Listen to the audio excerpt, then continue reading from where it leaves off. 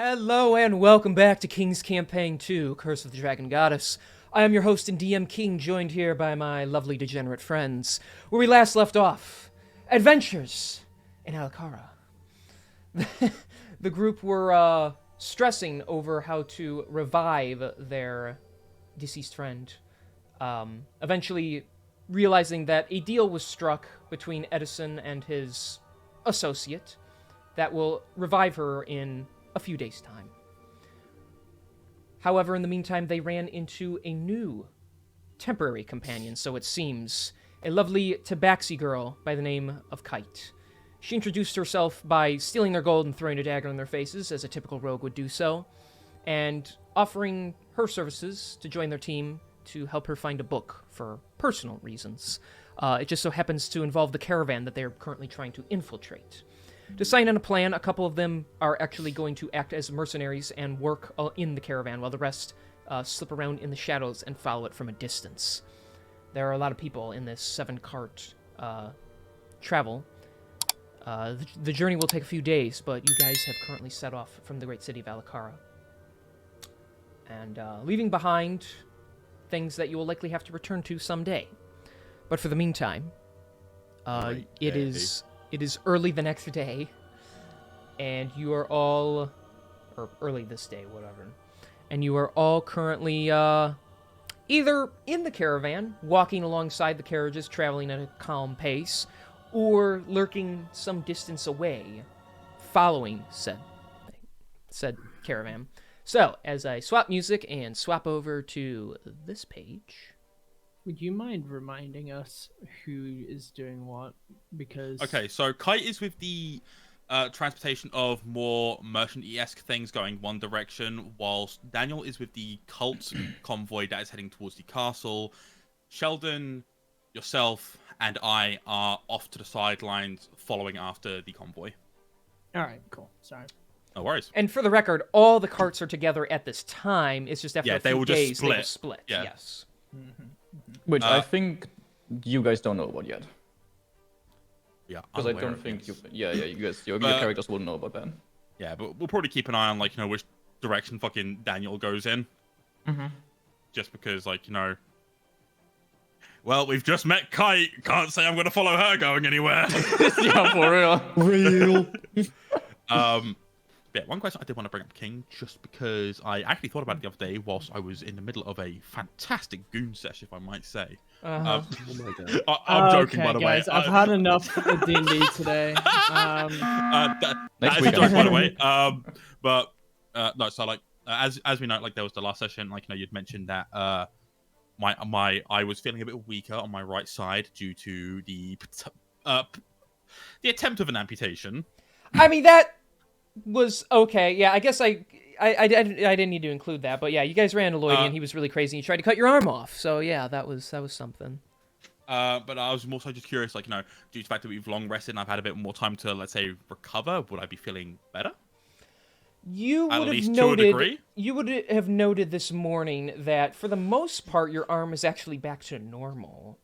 There's a bit of soreness in the area, definitely, after what happened, but the wound itself has closed up. However, there is a very dark scar. It's darker than the skin of your unique arm. There is a dark scar in the place just below your elbow where the wound was made. It is likely going to remain there, at least for quite some time. But you have no overarching ailments at this time. Yeah, no worries. I was just figuring out last because, when you had described it last session... Your arm falls off. When you described it last session, hey, problem solved. It was definitely feeling a lot weaker. So I was figuring maybe it was just something to sleep on kind of thing, or if it would just be a long-running thing. But I think it's a magical arm. What are you talking about? So, or is it magical devil arm? No way. So, the sky is a bit cloudy, though you can still see the sun shining through at intervals. The weather is cool, but not uncomfortable, keeping you from wearing yourselves out. There's a lot of people, just commoners, walking about, talking to each other as we travel along this path. So, talk to me, guys. What's going on? What you doing? In the caravans of the cult, would I be able to potentially see any leftover masks and clothing articles that all the cult members appear to be wearing? They keep their carriages on tight guard, and the backs are completely covered over by various drapes. My antenna just shut itself. So to be you- fair. That's called shut itself there. Yeah. Oh, the backs are covered with drapes, and it's heavily guarded. So if they do leave such things inside, you would have to go in and look. You wouldn't know just by being. Actually, Oh, great! My internet just shit itself. Yeah, no, that was me. My internet's shitting itself. Gosh darn it! Why does this always happen to me? I'm gonna kill myself, dude. Like, I don't fucking... Every fucking... I think King. It's me. Yes, it's me. Welcome back. I don't know what's happening. Literally, just... But fine, all day, and now I start playing with you guys, the internet shits itself. It doesn't like me, that's why. Yeah, stream is disconnected. I'm going to blow myself up. Kieran, Okay. no. The carriages are covered with drapes in the back, and they're heavily guarded, so you can't, if they leave such things behind Kite, you won't be able to just see them. You'd have to, like, go inside them, so. Yeah. Okay. Gotcha. Ugh. Do we wait until your internet's fixed, or? I don't know if it's gonna be fixed. It just went and came back, and there's no fixing it. It's just if it feels like working or not. I'm gonna cry. It's fine, but we'll keep going if it is what it is. Okay. Sketchy, Yeah. I'm gonna Then smash this mug over your head if you say that again. Mug. I played Siege with I played Siege with this guy, and he said it 4 fucking times the other day. I couldn't believe That's it. because it is what it is. It's just so much easier than. Oh my god! I fucking hate the enemy team. Oh. Okay, that's better.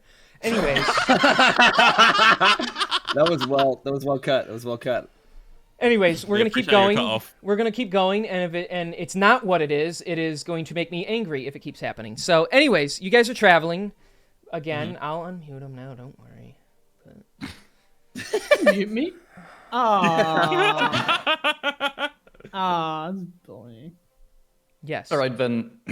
As I can't see, or as Kite can't see any potentially easily to snag clothing or masks, she will just quickly like walk around, talk to some random people, just very quickly striking up short conversations, before eventually being next to Daniel, and saying to him, "We have a little problem. What's that?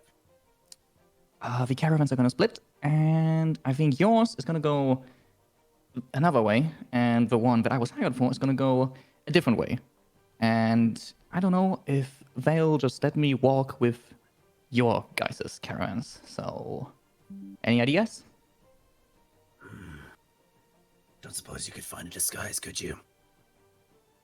I was looking around.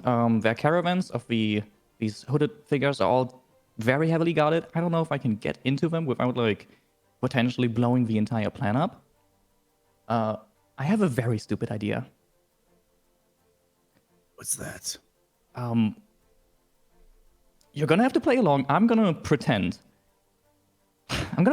I've fallen in love with you, okay? And I'm gonna just stop you right there. okay. Why don't I go talk to some of my higher ups in here, and we'll see if we can get you hired on for this to run with our caravan. I'll say that don't worry, I'll come up with something. Okay. Sure. Yeah, we'll go with that. But if that doesn't fail, we still got the other plan. Just in case. Yeah, sure, whatever. And I'm just gonna start walking away, trying to catch up with Cyan Wrath up ahead.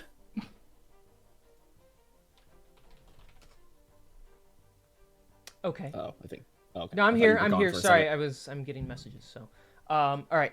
You run up to your burly compatriot. He's just kind of marching ahead of the pack, keeping an eye on things. He's got a couple guardsmen after you. He doesn't really look at you, but the other guardsmen take notice of you and kind of ignore you since they think you're one of them. So, Yeah. We have a mercenary back there who I think might be a good fit to continue on this journey with us. and you ask me this because what? You want me to bring them in cult? Well, I mean, even if not like a fully fledged cult member, if you another guard or so probably wouldn't hurt. You never know when we could be attacked by the Knights of Justice or any random group of adventurers after us. Yes, but I am quite competent in own ability. I slay any adventurer who dare deal with us. Though, Resmir might feel different. I will speak to compatriot. Bring them forth. All right. And I will run back and retrieve Kite. All right, listen. Yeah. Just let me do some of the talking. I'm going to embellish your skills a little bit as it will, but just don't try to say anything stupid. I've never said anything stupid in my life.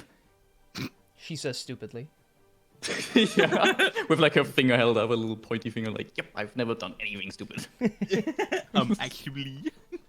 Yeah, I'm gonna ignore that you just said that. Come on. Okay, and I'll follow Daniel. All right, so you bring her to the front of the pack. This is compatriot, small and fluffy cat lady. You'd be surprised. I met her when I was still in Alakar for a little bit before joining up with you guys. She snuck up on me and, well, let's just say she's got some interesting skills. Snuck up on you. We might have to make her your replacement, comrade. You there, small and fluffy. Tell me, do your skills actually matter? Do you think you could take me in fight? Depending on where I find you, very likely yes. Whoa. Couple of the guards start to back up a little bit. They're getting a little nervous. No, this is good. This is good. I like confidence. Do you know what organization we belong to? I don't know exactly. I've heard something about dragons, which, by the way, love dragons. But no, I can't say I know any specific details. That's probably for best. Though you are looking for a higher paid job, we are the right people to come to. However, you must note, job is not easy. Danger at every corner. Many people not fond of us. You know what? I'm fine with that. I've had a lot of people in my life not be fond of me, and I'm still doing perfectly fine. Very well then. I will take responsibility. Give her mask. She be one temporarily of us. One of the guardsmen's go to one of the carriages and they hand you a mask. It's just a little gray dragon looking mask, so it just Okay, mostly yeah, I'll goes, it sits on your nose and just goes across your eyes, so. Okay, yeah, I'll take on the mask and put it on. Like a little, like a Robin mask. Welcome aboard, comrade. This is good. Our numbers bolster by the day. Thank you, Signwrath.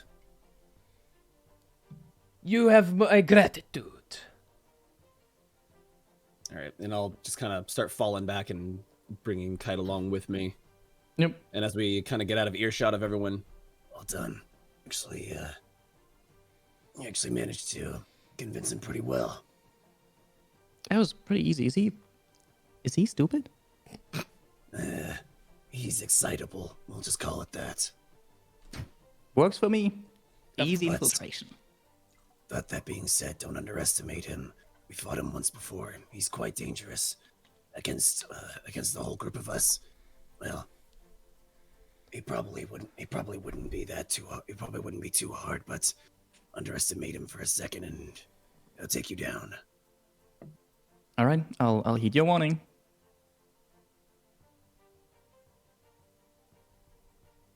All right, how about the three of you who are off in the distance? What's going on with you guys? I would assume that we're we're keeping track of the caravan, but we're at least just far enough behind where it wouldn't look odd to see the three of us walking in the same direction, if that makes sense. Uh-huh. And relatively off the beaten trails, to kind of make it I don't know, try a bit less obvious. Inconspicuous. Yeah, that we're not exactly following them. Yeah. I've never done this trailing thing before.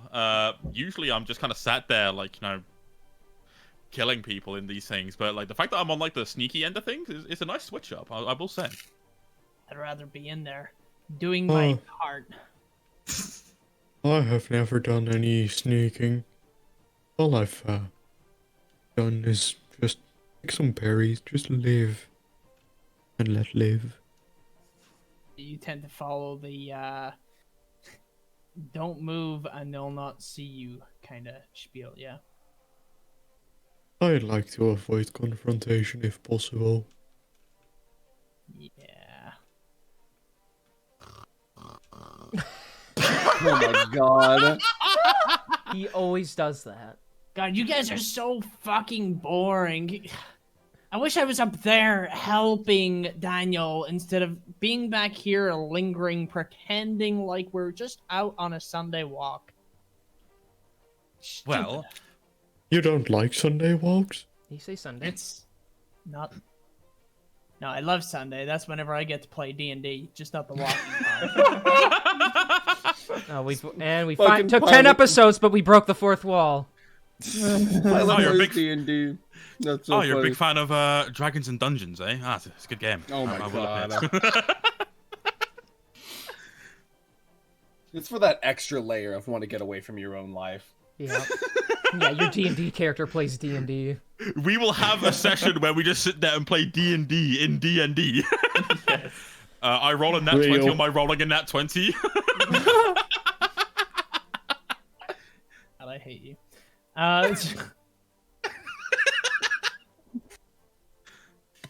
I'm gonna pretend that comment didn't go ahead. By the way. Please do. But look, all I'm saying is, if you were to be up there, then I don't know. Based on how things might have been last time, we might not have gotten away with you being there. Because I don't know. I don't see any other kobold. Didn't you say that there were kobold at the camp that the rest of them were with last time? Yeah.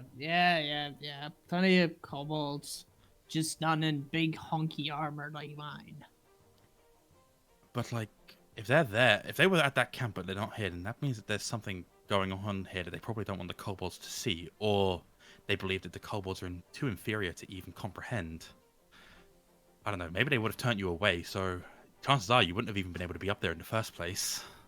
Yeah, well, whatever. Doesn't make it me any happier though. Look, just be thankful that when the time comes and shit starts going south, you will be able to jump in like some kind of... You promise? You promise? You promise? You promise? You promise? I promise when shit Calm starts hitting the down. fan, I will just send you in. Yes! He's gonna give me his gun. I'm gonna be No, punching I'm not shit giving you the left, gun. right, in No, the no, center. no, Oh, it's no, gonna be you so will- cool. no, you will Oh, not I touch the love fucking gun. you No, so no. much. Can I show it? Can you give I it to me? never want to hear you say Please? that you love me ever Please, again. give me the gun. Please behave Please. yourself. Children, children, calm down.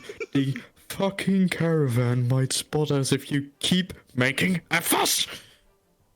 Well, I mean, we can make up a pretty valid cover-up, like, gay loving. It could be just a lover's quarrel. I don't know. Could be anything. You know, I find it weird that you brought that up without anybody actually asking us. I just like kind of side-eye him. Look, I'm going to be honest with you, mate. I don't care what you find odd. You are literally in a mech suit, which is not something I've ever seen before. I'm gonna like I'm gonna do like the stance, you know, like I raise my head up to look at the sky and put like my arms behind my back, flexing my chest. I just look at him In the mech suit. yeah, in the mech Motherfucker really suit. hit us with the hands behind head, elbows up anime pose. What the Yeah, hell? that one. God. You are absolutely fucking hopeless, and I'm going to be honest. I don't know how I feel about that. If I die and it's your fault, then I hope you know that wherever my soul ends up, whether it be in the nine hells or hopefully somewhere a bit better, I will come back to fucking haunt you. Well, bring your gun. Oh wait, you can't. You're dead. Psych! Psych, broski. Look, look. Let's just be glad that we're not actively within that mess, because If Cyanrath saw me, then chances are very high to blow it all out the water. And if you were up there as your natural form, that would probably also raise a bunch of questions. Even in your mech suit, it would probably raise a bunch of questions as to why there is a mechanical hulking beast trying to roam with fleshy people. Yeah. Okay, I get it. It's maybe not the best for the mission, but God damn it makes me feel useless, okay? Look, just you'll be fine. In time, you'll be able to crack some skulls and I don't know, maybe find some stuff amongst their hoard that you might be able to craft into some neat little trinkets for yourself. Okay. And with that, like, we're just gonna continue walking. Like, Edison's found like a way to like shut him up, and is like, you know what? I've offered you trinkets and shit. We can go. Hmm. Ooh, Fair shiny. Exactly. As we're walking away, I'm just thinking, I don't like the turtle and he's scary. Would I Turtle's the scary overhear that? Make a perception check. There's my d20. Let me just quickly double check. You said perception, right? Yes. Mhm. That is an 11. Oh wait, is that? Or hold up, is that an 11 or is this supposed to be a 14? He probably would have heard it. I didn't say it like I just kind of sort of muttered it under my breath. I didn't really like whispered or anything. Okay, then yes, you heard it. If it was over a 10, I was gonna let him hear it anyway. Hi. What did I do to you? Just get a bit loud in it. He's so sensitive all of a sudden. I love that he's just in this giant metal suit of death and he's like scared of the turtle that got loud. You're not scary. You're just a bit off-putting. Oh, fuck, Jesus Christ. That's worse. Hi. I might not have a good understanding of a lot of terms. Tell me about it. Me neither. On the common language, but I think that might be a little bit racist. Oh, hey, whoa. We had to go this route, didn't we? Hell yeah. Well, listen here, you little turtler. What the fuck? No, I don't actually say that. I'm kidding. Whoa, listen, we'll talk about this later. You got me. You got I'm me not shell-shocked. racist. Sounds good. Sounds good. Okay, we proceed on. Just keep in Please mind do. that I also have feelings. I'm not just some monster. I would've never meant loved to it. offend you. I would have loved if you had followed that up with, by the way, what does racist mean? Yeah. I don't know. What Like, is racism? Oh, good lord. I just have like a consistent bit of just any time he goes to like how do you want to finish it? It's just and that's for being racist.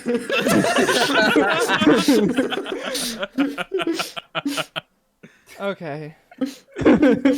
Sure. Nah, I'm gonna be kind and leave King be on this front. Yeah. You guys are killing me right now. Okay. So, some time is gonna pass.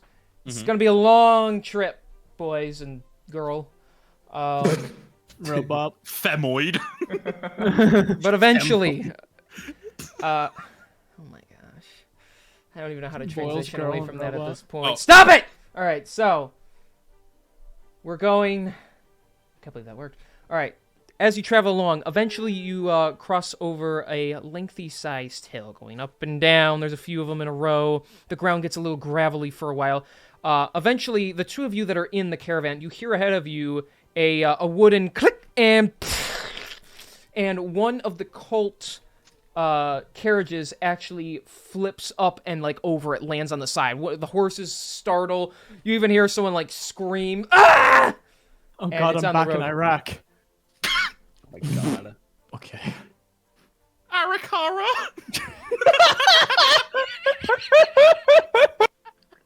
One of the crates pops out, and you see specifically, Daniel, since you're so close, it busts open, and you see a wide array of beautiful items of jewelry wrapped in wool for protection, and various, like, odd-looking paintings that are probably worth a fortune as well.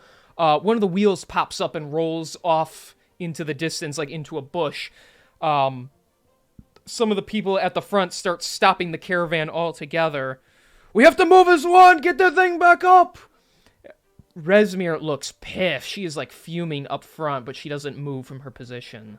Don't just stand there! Fix it! She yells at Cyanrath. He's trying to pick the carriage up. He is struggling. While this is while all of this chaos is going on, is anybody looking at like the crate that's got like the jewels in it and shit? You do notice one person, but it is not a cult member. It is this. She looks to be a human woman. However, she is green from head to foot. Green. Green. Okay. She's dressed like a commoner, but she has like she looks like she wants to jump in and help, but she seems kind of shy. Okay. Actually, this might be perfect. I'll motion over to her. It's like, hey, help me pick up some of the stuff from this crate. The one that had like all the jewels and like expensive looking shit in it. So we'll like start putting some of that stuff back. Are you talking to this green lady? Yes. Okay. Okay.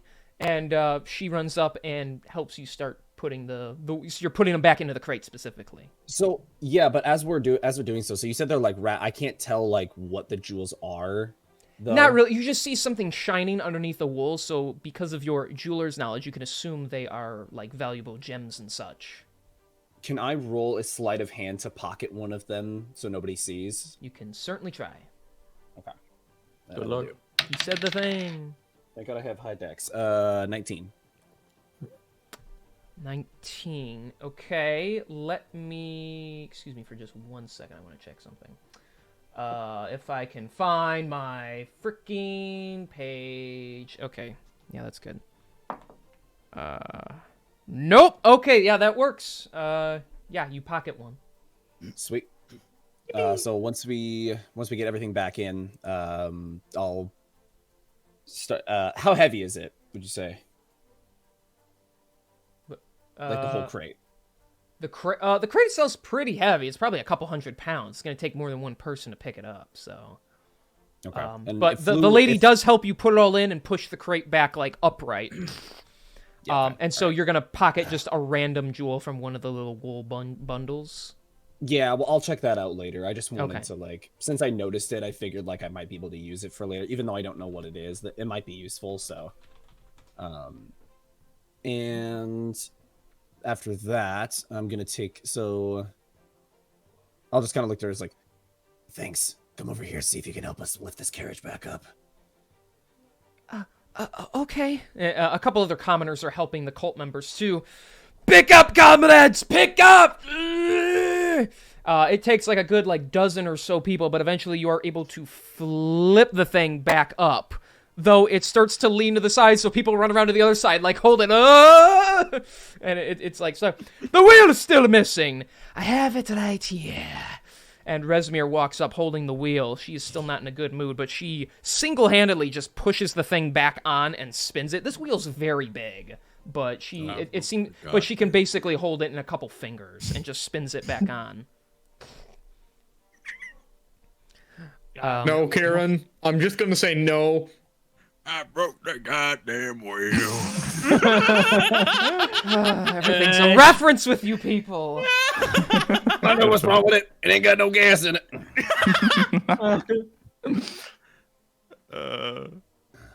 Fantastic. Well, that was exciting. What happened?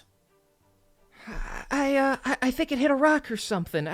Yeah, right over there, that big boulder. It just tripped over that. It's in the middle of the, I'll take care of it, stupid boulder! And he's struggling to rip it out of the ground. What a guy! Cyanrath, leave it. Leave it. Cyanrath, leave it! But it got in the way! We don't care. It's fine. We'll move. Everyone else move around it. Oh my gosh, it's like working with apes. He's like an easily excitable puppy. It's like, rock, puppet! Don't worry, boss. I take care of it. And he pulls out his axe and he smashes it in a boulder and it like cracks into pieces. Oh, fuck! And then he just like kicks some of the crumble away. That'll show it. All right, let's keep moving. And the green woman turns to you, Daniel. Your associates are quite the interesting bunch, huh? You have no idea. What about you? You're with the human caravans, right? Yeah. I'm IMSA, or I guess green IMSA. I'm human, but this condition, it doesn't really bother me, but it's left me looking rather green, as you can tell.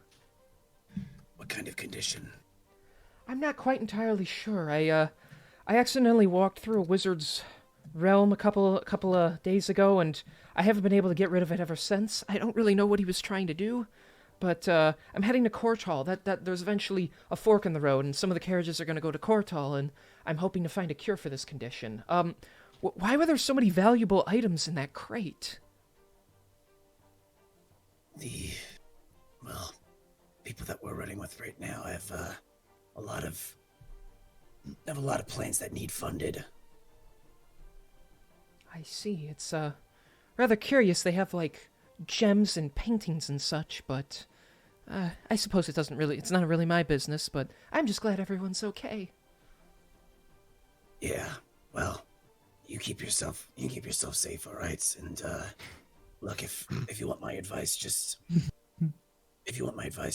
stay away from these guys. That includes me. Not to say that,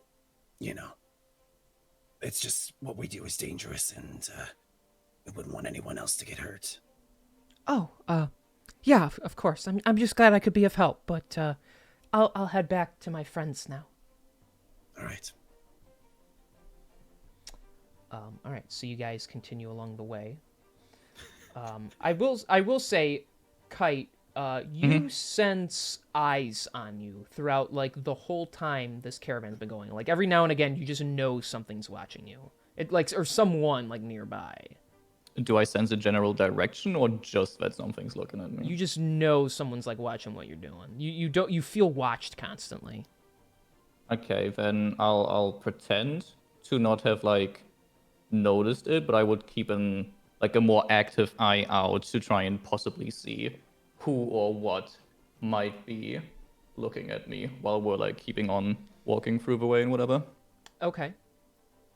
The caravan for the rest of the day doesn't really see any issues. Eventually, nighttime sets in, and you guys break for the evening. So they stop in the middle of the road, and everyone sets up like little tents and stuff. Is Daniel alone right now? At this time, you're not walking in formation, so you can be roaming if you wish. Yeah, I think I would probably have been helping, like, some people set up, like, their tents or something like that before, like, attempting to do my own. Mm-hmm. Yeah, then as you're attempting to do your own, Kite would come to help you and also, like, mention, hey, I think someone might either be onto us or really just like the way I look. Oh, jeez. Or you just happen to join one of the most dangerous cults in history, and they're probably watching you because they don't trust you. Fair point, but from the stuff that I Sorry, go ahead. No, go ahead. From what I've experienced in my life, I'm pretty sure that this is not just some general newish distrust. I'll be extra careful, but just so you're aware, there might be issues coming up. Look, whatever issues there might be, are most likely your own, and no offense, but you're here for your own deal, and I'm here for mine. We agreed to travel with you, but just so you know, I don't exactly plan on laying my life down to protect you. Oh no, I get that. I'm just saying we both have a common goal of getting, whatever is inside of these caravans. I don't know what you guys are looking for, but just saying, I can't really help you guys when I'm dead. Ooh. I'll keep that in mind. But yeah, if it makes you feel any better, you can set your tent up next to mine or something. Perhaps we sleep in the same tent. perchance. Danger kind of just like Danger just kind of like closes his eyes for a second, just and, like breathes in like. Is that I'll really stay. gonna be? Is that really gonna be what it takes? I'll stay on the other side of your tent. Don't worry. Just not next to the entrance, maybe. And I'll promise I'll be quiet.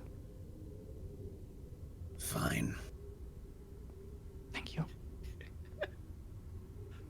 Yeah, and with that, she'd help, further build up Daniel's tent and then set up her spot in the very corner of his tent, furthest away from the entrance of the tent. Okay. I just love the idea, like the visual idea of like the fact that she uses him as like a doorstop of sorts. Like, Daniel is forced to like lie by like the entrance while she's in like the back corner. Whatever's after her just like trips like over me, Trips trying to come and get her. Oh fuck! It's too bad we don't have Pilot here to shit on the floor outside the fucking tent. Oh, yeah. So fucking gold. Yeah. Actually, Allow me, comrade. I'm just kidding. Oh my Shit's god. funny. before we then had to sleep for the night, Kite would like tell Daniel not to like put his tent right in front of the door, and she would put down ball bearings inside of the tent at the entrance, so that in case anyone's walking in, they'd have to succeed a DC 10 dexterity saving throw or fall prone. Well, aren't you prepared?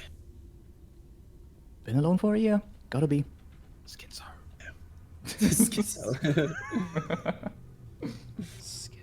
Schizo spell, yeah. Okay. Oh, and maybe to make it even harder, if possible, put the rope, like I have a 50 feet rope, I'd like to attach it inside of the tent so that it's like going through the entrance of the tent, so that whoever would have to come through would have to like possibly duck down to first of all not hit the rope, but also go through the ball bearing, so that both of those things, like I don't know, maybe the help, maybe the rope helps Distract them. Yeah, exactly, to get the ball bearing DC up or something. I don't know. Okay. So you got a little thing set up there. Okay, that Yeah, a works. little. Got a little Home Alone trap going on. Yes. Now we just need some A paint. real Kevin McAllister here. Yeah. Okay. So you guys are gonna set up your camp, set up your tent, have that going on. We'll cut away temporarily since you guys are not really split, but doing separate things. How did we split the party again, guys? The three of already? you, the three of you, yeah, you guys keep doing this to me. The three of you out in the wilderness, setting up your own sleeping bags and not much of a fire because you can't be seen. You notice the three of you would have spotted this guy like when the caravan started, because although he appears to be human, he has to be the tallest human you've ever seen. He looks over 7 feet tall. He's just a big, like not even that muscular, but just a big, solid, like lengthy man. And Okay. on this first night, he actually wanders out like in your direction, like away from the camp, and he ends up standing behind a tree. So he's like a good 40 feet from where you guys are in your position. He's leaning up against the tree, and he's kind of like looking around in the wilderness. You notice a long spear on his back. And he doesn't do anything for a moment, but then he crouches down, and you hear him trying to whisper something. And are you going to listen in? Yeah, I would like to listen as best I can. Okay. What Are would we you all like me to here? roll? Perception? Yes, for any of the three of you that want to try and hear this. So perception. I'll join in. That Yeah. is a 16. Okay. That roll is fucking fudged. Let me roll again. That's a net 20 plus 5. Okay. Of course he 25. rolled that I don't know. That's insane. Yeah. Julian, I'll let you read that. Well, it's good. She just got no. a Bravo just got a net 1 for 4 in total. Yeah, he did. What's he saying? Oh, yeah, it's in your chat thing. Okay. All right, so Spastak, you hear nothing. The two of you both hear what he says, and Sheldon, you hear like bugs walking on the ground because apparently you have really good perception right now. So, What can I say? Living in a forest has its perks. Bug march, let's go! but yeah, you hear him. He's whispering out just kind of like in the distance, and you're not quite sure what to make of what he says, as I stall for time to try and find where I wrote that down. Thank you. But, What do you mean, Robin? This is a real character. He's just thinking of what to say. Don't worry about him. No, he has a specific thing to say because he. Well, you assume it's specific. You don't know if he's trying to say like a poem or a riddle or what's going on. I But- just like to imagine he's crouched down by our tent. It's just like he's about to say something. He's just like wetting his lips with his tongue. He's like, Yeah, he's like going through his book. yeah. Different spells. This Yeah. one. I Like, forgot my Not this line. one. Our ears are just like Fireball? pressed up against the tent. Like, what are you about to say, bud? Suddenly, fireball. Yeah, like, you know, it gets really close. It goes. I didn't ask how big the tent was. I said cast fireball. That's gonna be a GIF. The lip smack is just very wet sounding. Very, God. Oh, I really moistened up my lips for that. Damn. Finished beer. Okay, so he Damn, just. that means I gotta kiss him. So you hear him whisper out, oh my gosh, fires blaze the shadows. And he says it a couple of times, and he's looking concerned. He's like looking around for someone. Fires blaze the shadows. What the hells? Where are they? Were they not given the password? They better have been given the password. Was there even supposed to be a password? Were those guys fucking with me again? I swear. Fires blaze the... Oh, forget it. Are you out here? They don't even... Where are the names? They didn't have a group name. What the hell? Where are you, turtle person? Guy with cast on his arm. Where are you? I walk out. Edison like peeks around the corner as well, like over like another tree. Oh, what the hell are you doing? Yes, how can we screams a help little- you? Oh, he scurries over on his hands and knees trying to like hide behind like this like little hill edge to get away from the caravan. Were you not told the password? The secret code I was supposed to use to get in contact with you? I wasn't told a fucking password. Damn it, they were I messing don't with know. me. I hate working with those guys. Knights of Justice bastards. Anyways. Oh, I think I know what might have happened. The password might have been given to our other companions who are inside the caravan. I was told you would be following. I didn't know any of you infiltrated, but look, I'm Sulzdeg the Pole. I know it's a weird name. Don't bother with it. I'm I don't question it. My last name is Backpain. I'm going to question it. I'm so sorry for that. My name means tall as a lodge pole. As you can see, I am abnormally long in height. I do not dictate the size. Nothing happened to me. I was simply born this way. Yada yada yada. Everyone makes a point about it. I was born this way. Sorry. I am a judiciary of the Knights of Justice. I was able to infiltrate the caravan, and I was told I would be able to get in contact with some adventurers. They gave me a code, which apparently I was wrong about. Well, we were never given a code, but I'm glad to know that there's at least someone out here with us, just in case. I'm How can we supposed to help be- you, Mr. Pole? Sulzdeg will be fine, thanks. He does not look happy that you called him Mr. the Pole. Mr. the Pole. That's his moniker, not what he wants to be called by. I'm here as your backup. I'm sure you guys are taking the initiative on tracking these guys to their base. My job is to simply know the location and report back to the Knights of Justice when I can. Well, pole boy, looks like you've a pretty shit job. Fucking God. He just looks straight-faced at you. I was told the little man inside the mech was rather obnoxious. Yes, What was he the can. name Whip again, by your the way? ass. What was the name Sulzdeg. again? Here, I'll put the pronunciation in the chat. I heard. All right, cool. I was very close. I was not close. I was not. Actually, I was kind of close. I had the Like, I had the right idea. That'd be ending right. I definitely thought it was a Z, for sure. Yes. Like, in my notes, it's just Sulzdeg, Mr. Pole.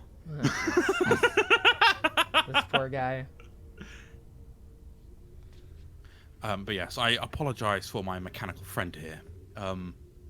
He can be a bit much, but we are very thankful to have you here, even if you are just here to scout and return information back to the Knights of Justice.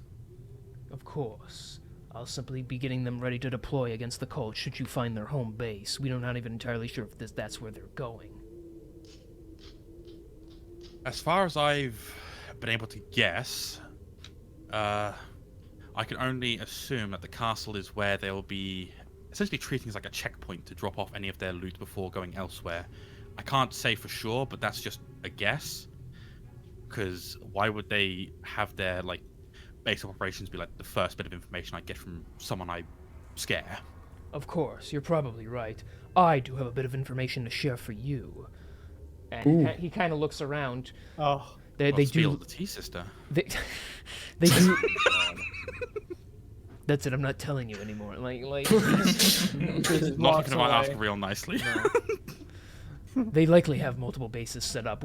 There's some sort of a hunting lodge that they also taken into their possession as a base, the cult. Likely there you'll find one of the lieutenants. Supposedly, where we're going now can link to this hunting lodge. I don't know how that's possible, whether it's a tunnel or some sort of teleportation magic, but if you're able to infiltrate the castle, try and find out where to go this. We might be able to take down 2 bases at once. Interesting. Okay, that's the case then. When we're able to potentially clear the place, if we are, we'll have to check to see if that bit of information holds up, because if it does connect, then I doubt it would be the only one that does. You're likely right. That might be how they're getting over the continent so quickly. It would be my best guess. I mean, if you were some big fuck-off cultish army, you wouldn't exactly want to be out in broad daylight moving all the time. This would be an exception. It's hoarding gold. Like, you'd need carts and carriages, but if you were just moving peoples and armies, tunnels would be easier.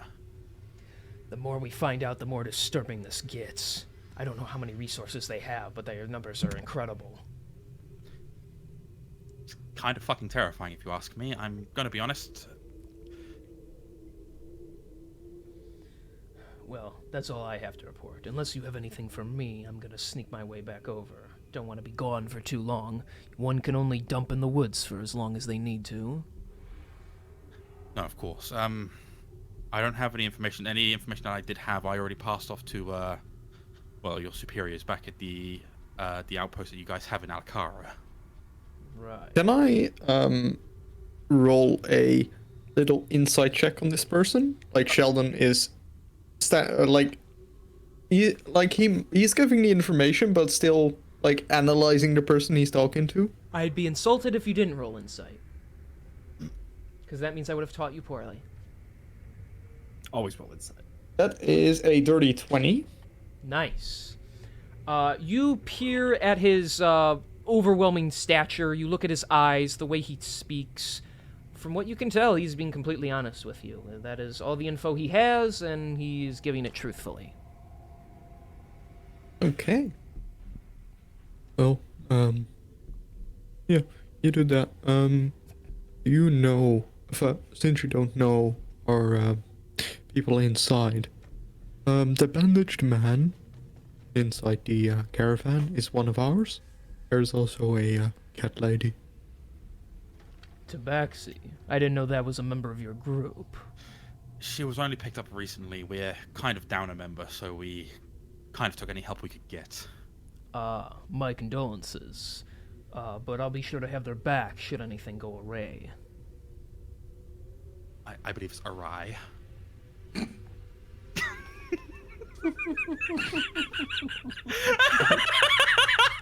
For the record, let me just state, I know that, he doesn't. Yeah. So Yeah, I know. I say array. Is there a problem with that? No, of course. I definitely wouldn't want to be on the wrong end of you and your mighty pole. No, it just it might come in an issue whenever you're trying to remember a password for some people that Yeah, of maybe course. get it wrong. That would be a real shame. If you That do would that. when Gentlemen. wouldn't want that let's not- situation. This poor wouldn't want guy that is just situation trying to go well. help. I'm gonna Yeah, walk. and you put it with us. I'm That was gonna your walk first away mistake. now, and he just gets up and walks back. He's not even gonna listen to you guys anymore. Thank you again for your service. You are a wonderful help, and I hope to work with you in future. We really need to stop. Have out. fun dumping in the woods. We really need to stop outsourcing to adventurers. Oh my god. I'm sorry about these two. You know what's fucked up? When a humanoid turtle is the only sane person. Yeah, he's the only sensible one in the whole party, so. I don't know what you mean. I was just purely correcting his pronunciation. They're either Daniel will take rude, offense too to that. nice, or mean. So yeah. Rude does not mean rude doesn't mean not sensible. Daniel would take offense to that. Yeah. No, he's the He's mean an asshole. one. Yeah. All right. Listen, I may be mean, but I'm very logical. Sometimes. He says before. Except when you murder, of piss. course. Except when you piss me off. So are you Yes. all you're all gonna go to sleep now? Sleep through the- Before we yeah. go to bed, Kite will just. What the fuck? Kite will just to Daniel while they're both laying in bed, just like say, "I'm sorry for jokingly doubting your skill yesterday. I didn't mean it." It's all right. I'm used to people underestimating me, and for what it's worth, I apologize for underestimating you. I have a feeling you might be of more use to us after all. I hope so.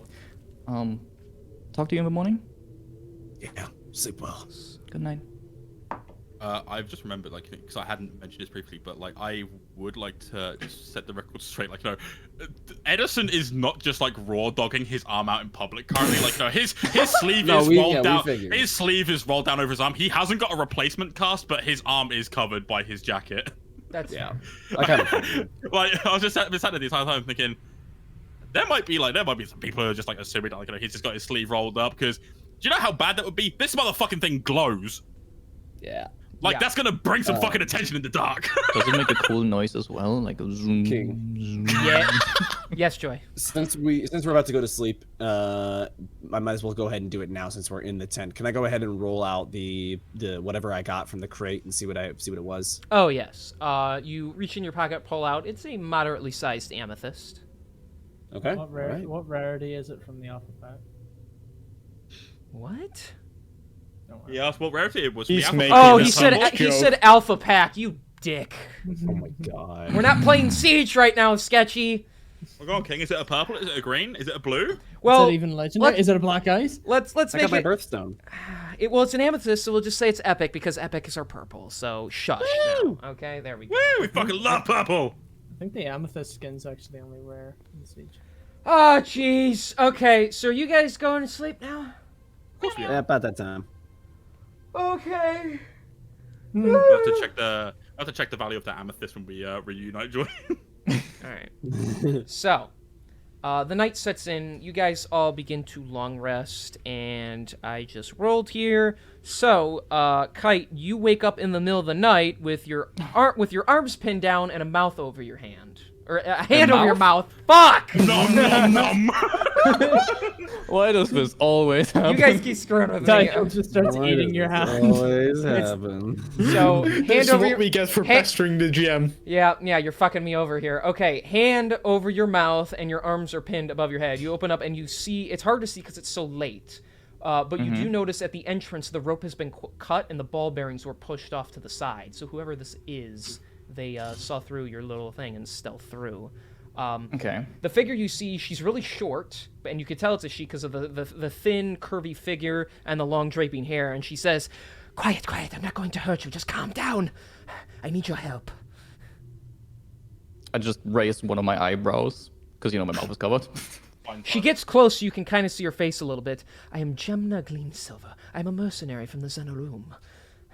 We seek to spread our criminal networks everywhere, and I know a fellow rogue when I see one. My boss, he told me to see if I could get a hold of the resources that the cult stole. Simply think of it as us trying to steal from thieves themselves. The cult is more dangerous than we were prepared for. I'm the only one here. Well, my compatriot was here, but he went missing not too long ago. I'm gonna let go of you, and I promise you, no harm will come to you, okay? Yeah, I nod my head.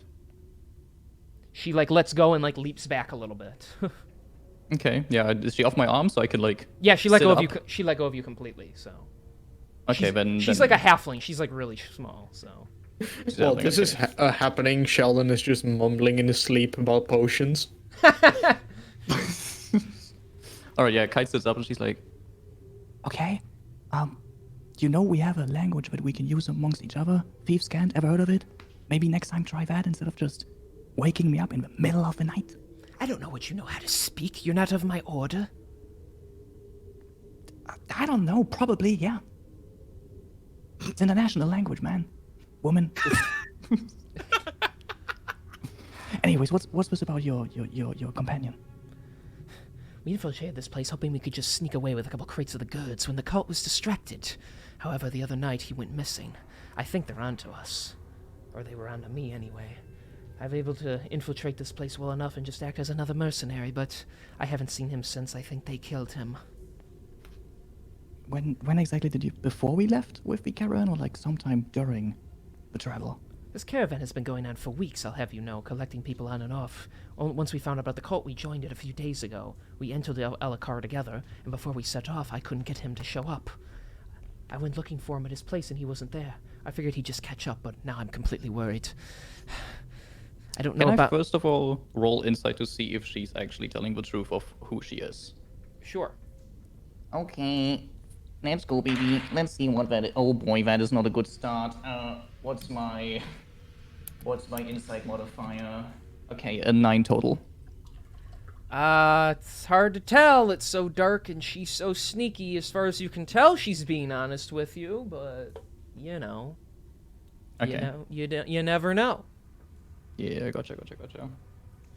Look, I'm just here to rob these evil bastards. I'm not here to get caught up in some sort of cult night of justice war that I heard's been brewing. I don't really give a shit. The Zana Room just want their finances to pay off the bills that they owe and the debts that they have.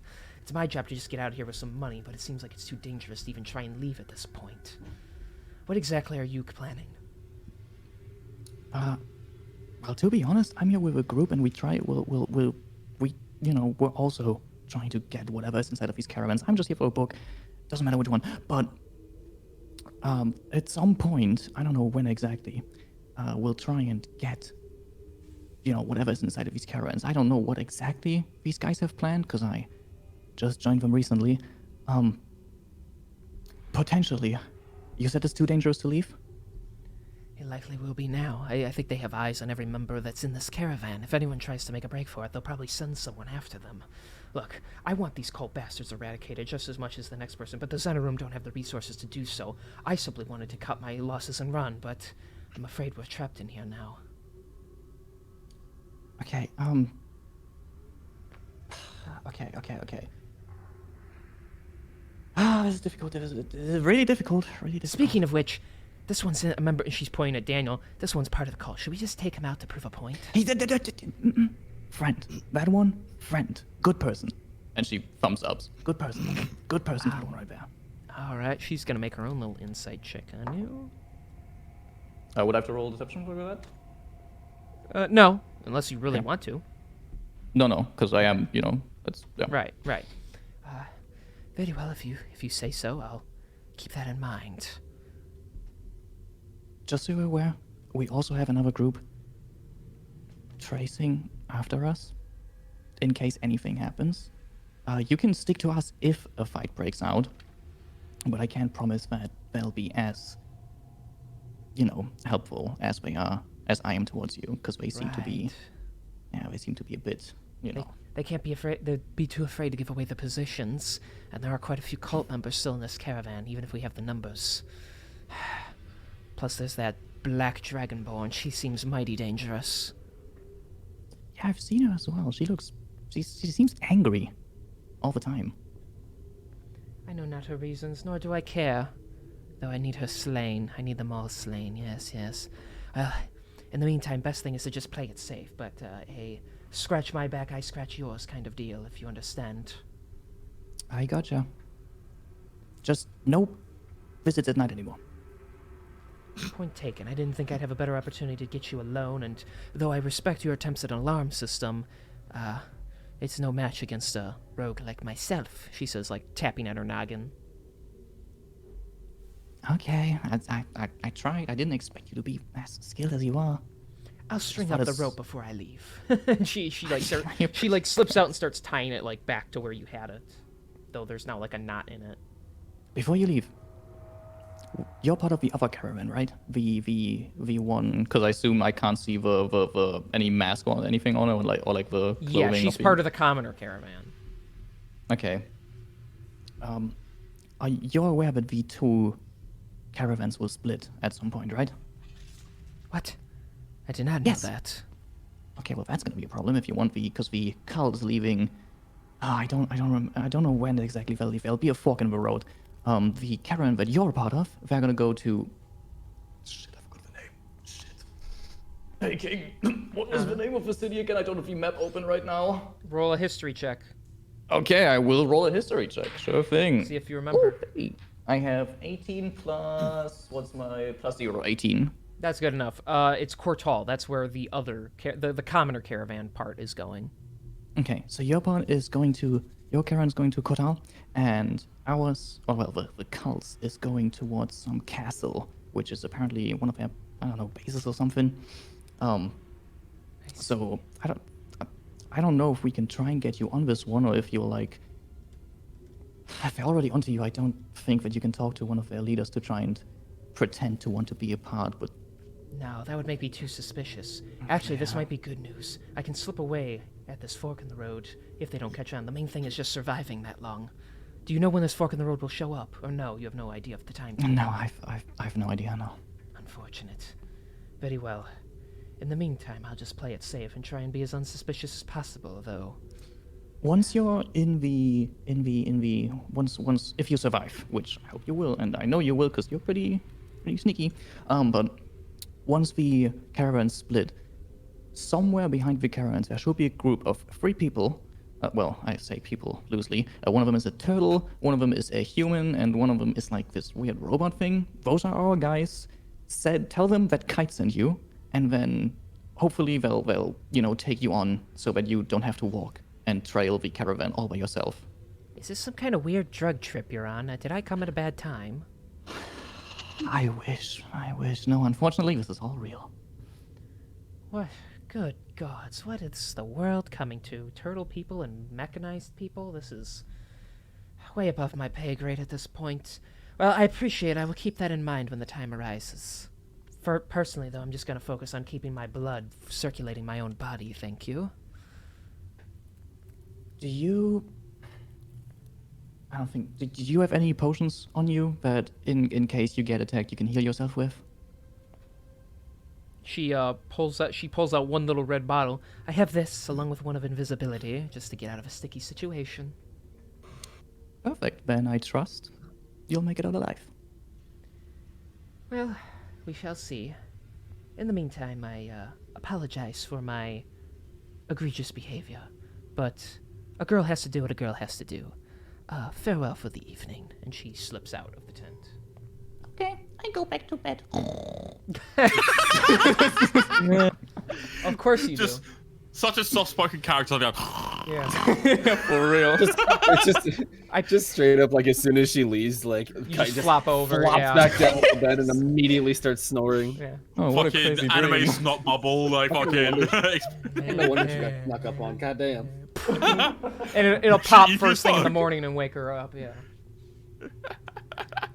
Alright, then that will be the night. So, 80 days remain as you awake in the morning. Ah! Oh my god. Oh, right. Yo, Kieran, same. Sorry, I have a very guttural reaction to a lot of things these days. Like the fact that the days are counting down ever slowly. The inevitable march of time. Let's 80 days go! until the party. Yo. Until the party now? Oh my gosh. That's what it said this entire time. If you've not been paying attention, No, I really don't care. Go, I King, do. King, roll a history check. No. All you gotta do is pass a DC of 2 and like we'll tell you if it was there or not the entire time. How about you make a bite me saving throw and see what I think of What would that be? Dexterity or con? Too bad you take the damage anyway. I don't care. Fuck! I'm just gonna become. I'm gonna become a chaotic evil DM at this point. So. In Alright. the morning, as Daniel and Kite awake, Kite will quickly put the traps away and everything, and then tell Daniel like, so there is another rogue here. As I told you, by the way, someone was looking at me. There's another rogue in here. Gemma Cleansilver. She seems to have had a companion before who died or like got killed by someone. I don't know exactly. She doesn't know either. But she's also looking to attack the cult. So potentially, or steal from them rather. So potentially we have another ally on our side. Just so you're aware. She's a halfling. I didn't make out too many details of her because it was in the middle of the night.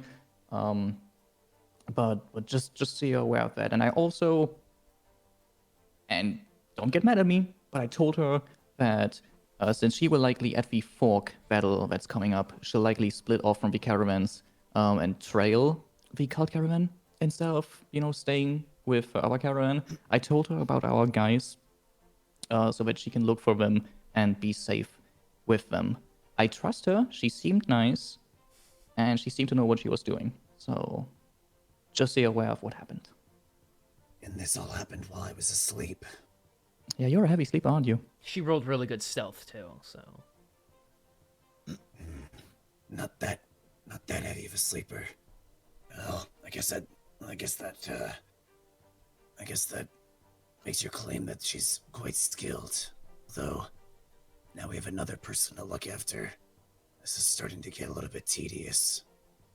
More people means a higher chance of once, we attack these fucking idiots and take what's inside of their caravans. Higher chances of survival. More people is always good. Assuming those people don't stab us in the back. Don't forget that I don't completely trust you either. And now you're telling me you've brought on somebody that I've yet to even see with my own eyes. Point taken. I will wake you up next time if she's back in here. Whatever. Okay, yep, that's Okay, you continue onwards then. Yes. Okay. You eventually, the day, moves on into the mid-morning as the caravan continues onward. Everyone's all packed up and traveling along the road. The sky's a bit darker today, not much sunlight. There's a cool breeze that makes you shiver a little to the bone. At least those of you that are, like, human. As we move along the trail, you guys are getting a lot of miles in, feet getting a little sore from the constant stream of walking. You do notice, specifically, Daniel, as you're walking, you hear some of the commoners in the back. They're calling out, Imsa, where are you? Imsa, where did you run off to? And there's a couple of them. The friend she said she was going to meet. They're looking around. One young fella, he actually runs up to you. Excuse me, sir. Have you seen I'm just going to say the green lady, Imsa? She was up here early in the day. I think she helped when that carriage fell over. Yeah, sorry. I haven't seen her since then. Oh dear, well, sorry for troubling you, and he runs back. He hasn't seen her either! This is getting weird. She should be around here somewhere. And they're just calling out for her in the distance. I wanna see. So we are currently like moving right now, right? Or are we like getting ready to move? Oh no, you're traveling now, yeah. I was gonna see if it's possible I could pick up like a trail of something that might have, passed through, but if we're moving, who knows when she was. I mean, I guess I might as well. Like I'll roll I'll roll like a survival check to see if I can find a trail of some sort to see if like the humanoid Okay. wandered off somewhere. Okay. I'd be backtracking a little bit just to make sure, but come on, roll. 15. Let me try something here. Okay. I'll say you do see footprints that lead away from where roughly like okay, let me word it. Like they're coming towards you. You see 3 sets of footprints. And they're coming towards you, but they're coming from where you guys had camped, so it's like they were let off. So they come towards you, and then they curve along the side of this hill, past some trees. You see 2, like, solid footprints, and the ones in the middle, it looks like the feet were dragging a little. Oh, that's not good. Yeah. There's still, like, footprints, but there's, like, scuff marks at, like, the backs, so, like shuffling almost.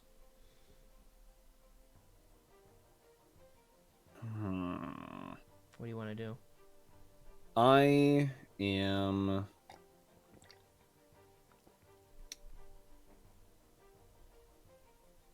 So, where am I like currently in relative to the cultist caravan? Well, I mean, you're currently like towards the back of the commoner caravan. That they're the ones at the end, but I mean, you can like quickly make up the distance. So Yeah, that's fine. Actually, that's perfect then. So I want to get out and I want to get out a piece of parchment and some a piece of parchment and some like an ink and a quill that I can quickly write with. okay, And I'm basically just going to write out a note that is letting the party that's following behind us. There's a missing person that seems to have been dragged away from the caravan. A green-skinned human lady named Imsa.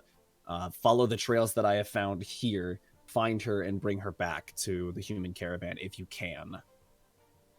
And then I'll set that note with a rock on top of it so it can't get like blown away by the wind, like pretty much where the trail actually starts. okay. And then after that, I'll catch back up to the crew. Okay. So after a couple minutes of the caravan pulling away, what did the three of you do? Just because of the caravan moving as such, I would assume that we'd continue moving as we were, like, through the tree line, following up, like, after the caravan. Mm-hmm. Unaware if we'll actually stumble upon anything or not. Like a note under a rock or anything of the sort. Well, I mean, you have them in your sights, right? How close are Yeah, you following from?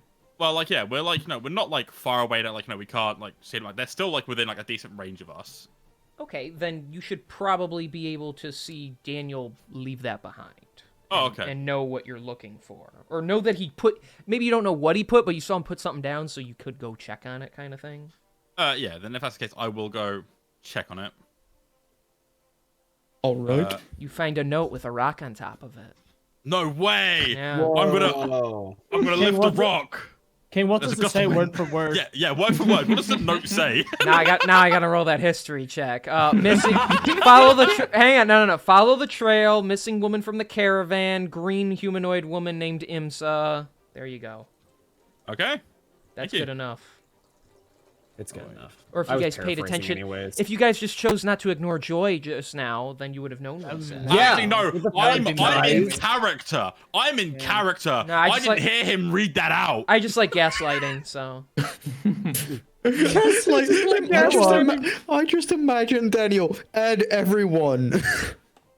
At everyone. At everyone. And everyone, look for Imsa. Not fuck is everyone, Imsa? I'm done. The fucking Nicole just sitting here. Who the fuck is Imsa?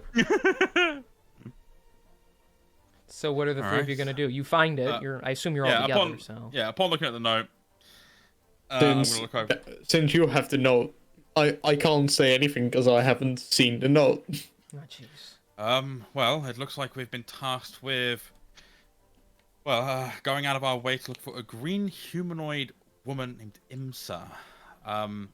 Seems that she's connected with the civilian caravan, but she's gone missing. And based on what Daniel's note says, these tracks here are possibly connected to it. Sheldon, you've spent enough time in the wilds. Don't suppose you know how to track shit, do you? Oh yeah, I know a tiny bit about tracking, but since I don't really hunt, my skills may not be too good, but I can give it a shot. Well, giving it a shot is all that matters. So, by all means, get started on following them if you can. Honda! And that's one.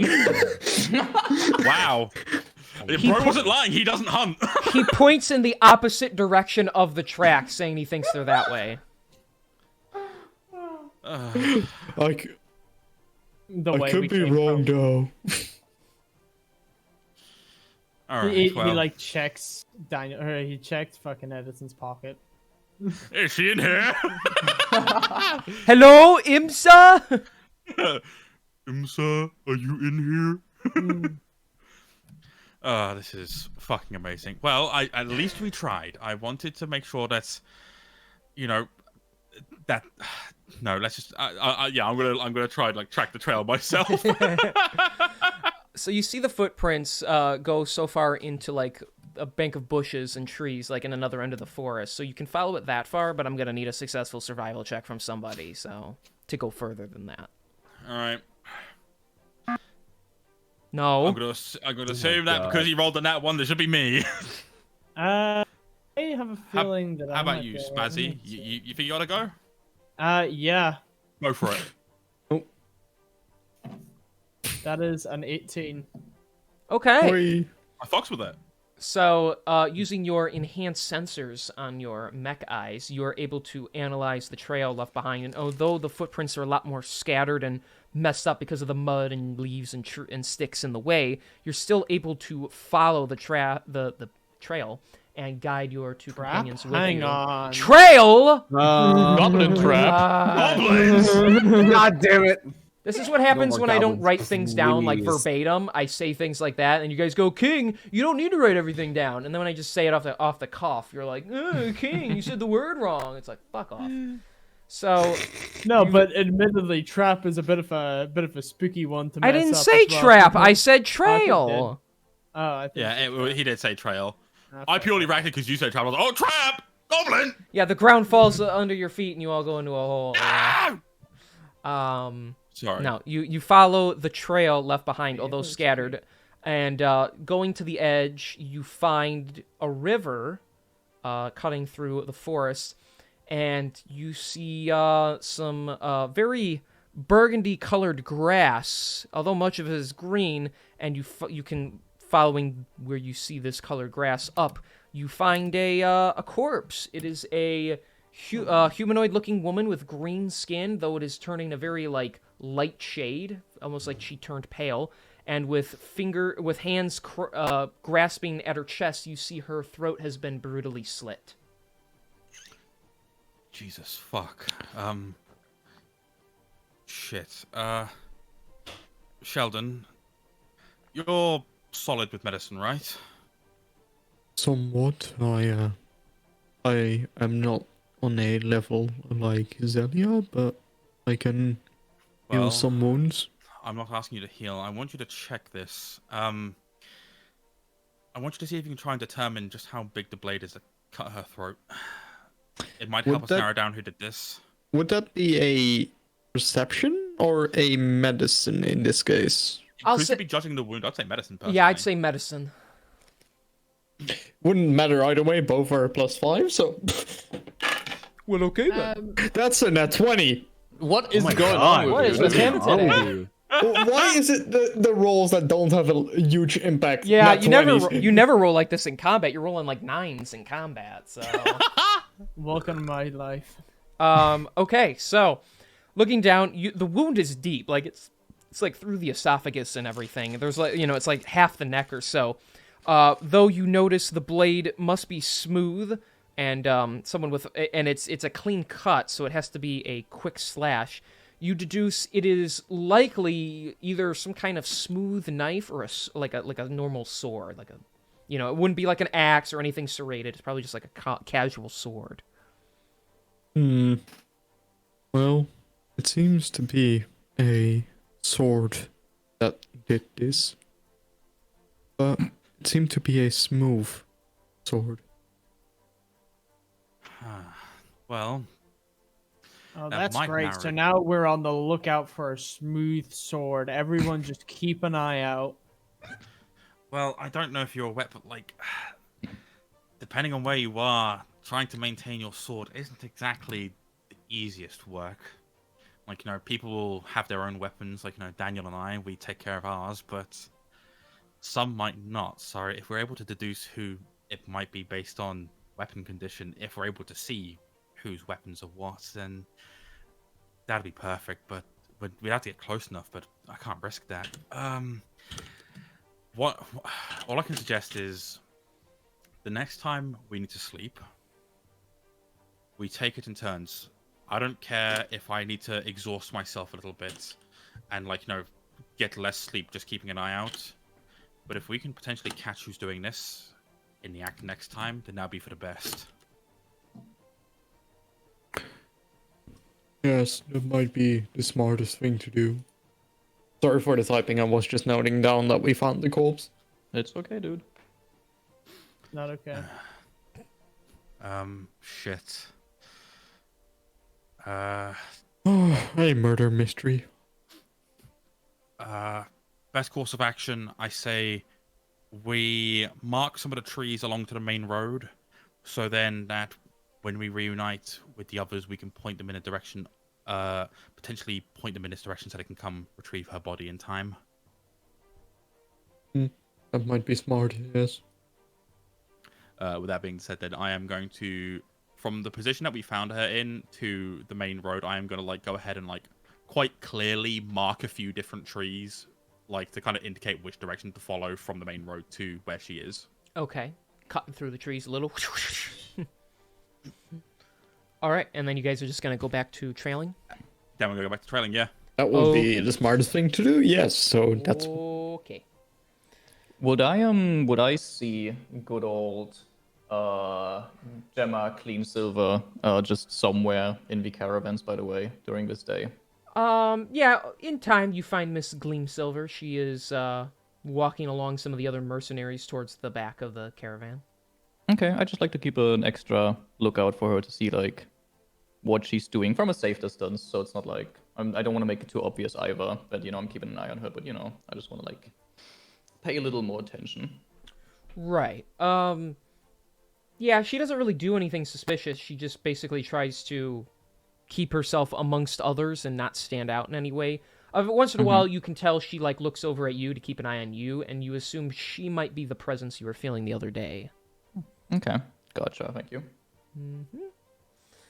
All right, we're getting to about midday now as you guys continue to travel along the path. And, yeah, unless anyone's got anything they want to say, I'll just keep us going here. I'm happy. I don't have anything. Me neither. Either. Good, Where's the good. nearest beach? I'm glad you guys have nothing. Okay. Oh, that's a So- really fantastic question, actually. Like, where is the nearest beach? Thank you. A soft voice that asked that. Anyways, Where's the let's toilet? do...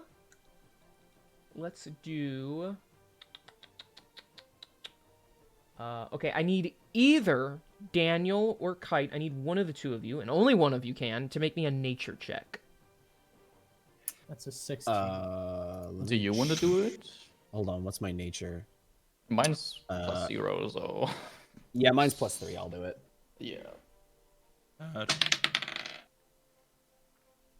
21. Okay, 21. so you do see them up above. You after some time you glance up, seeing it moving above, and you see the peritons in the air as they fly around, these giant gnarly-looking bird creatures. You've been sensing there was something in the sky for a while now, but you thought they were just passing over, but they've actually been flying like alongside the caravan for a while. And what you see at first is only two, but then they are joined by a third, and then after a couple minutes, a fourth, and they're kind of like circling around the top of the caravan. Right. Cool. This is gonna be fun. Yeah, Daniel's gonna walk up to Cyan Wrath. Hey, I've been sensing some of these things up in the air. Looks like they're gathering and circling around us. They might be gearing up for an attack. You have good eye, comrade. I know not what creature are. Likely they be no threat, but if they make move, they won't get the jump on us. Do you have suggestion? It's probably better for creatures like this if they are more confident in groups. Scaring them off would be the best bet. They must think that they have the element as prize, so if we can let them know that we know they're there and scare them off before they get brave enough to attack, that might be best. Perhaps. Let's see. I could throw boulder, but if I miss, they just come after us. How far up in the air are they? I mean, it's a rough guess, probably about like 45, 50 feet.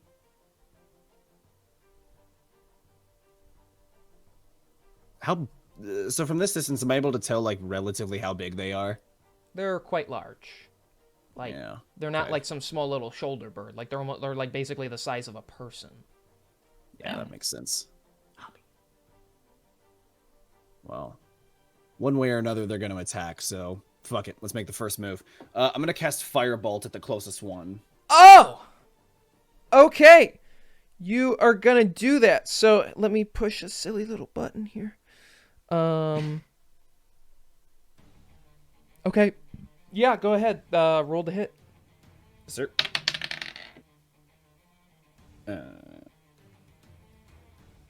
24. Holy crap. Yeah, that hits. Fantastic. Love to see it.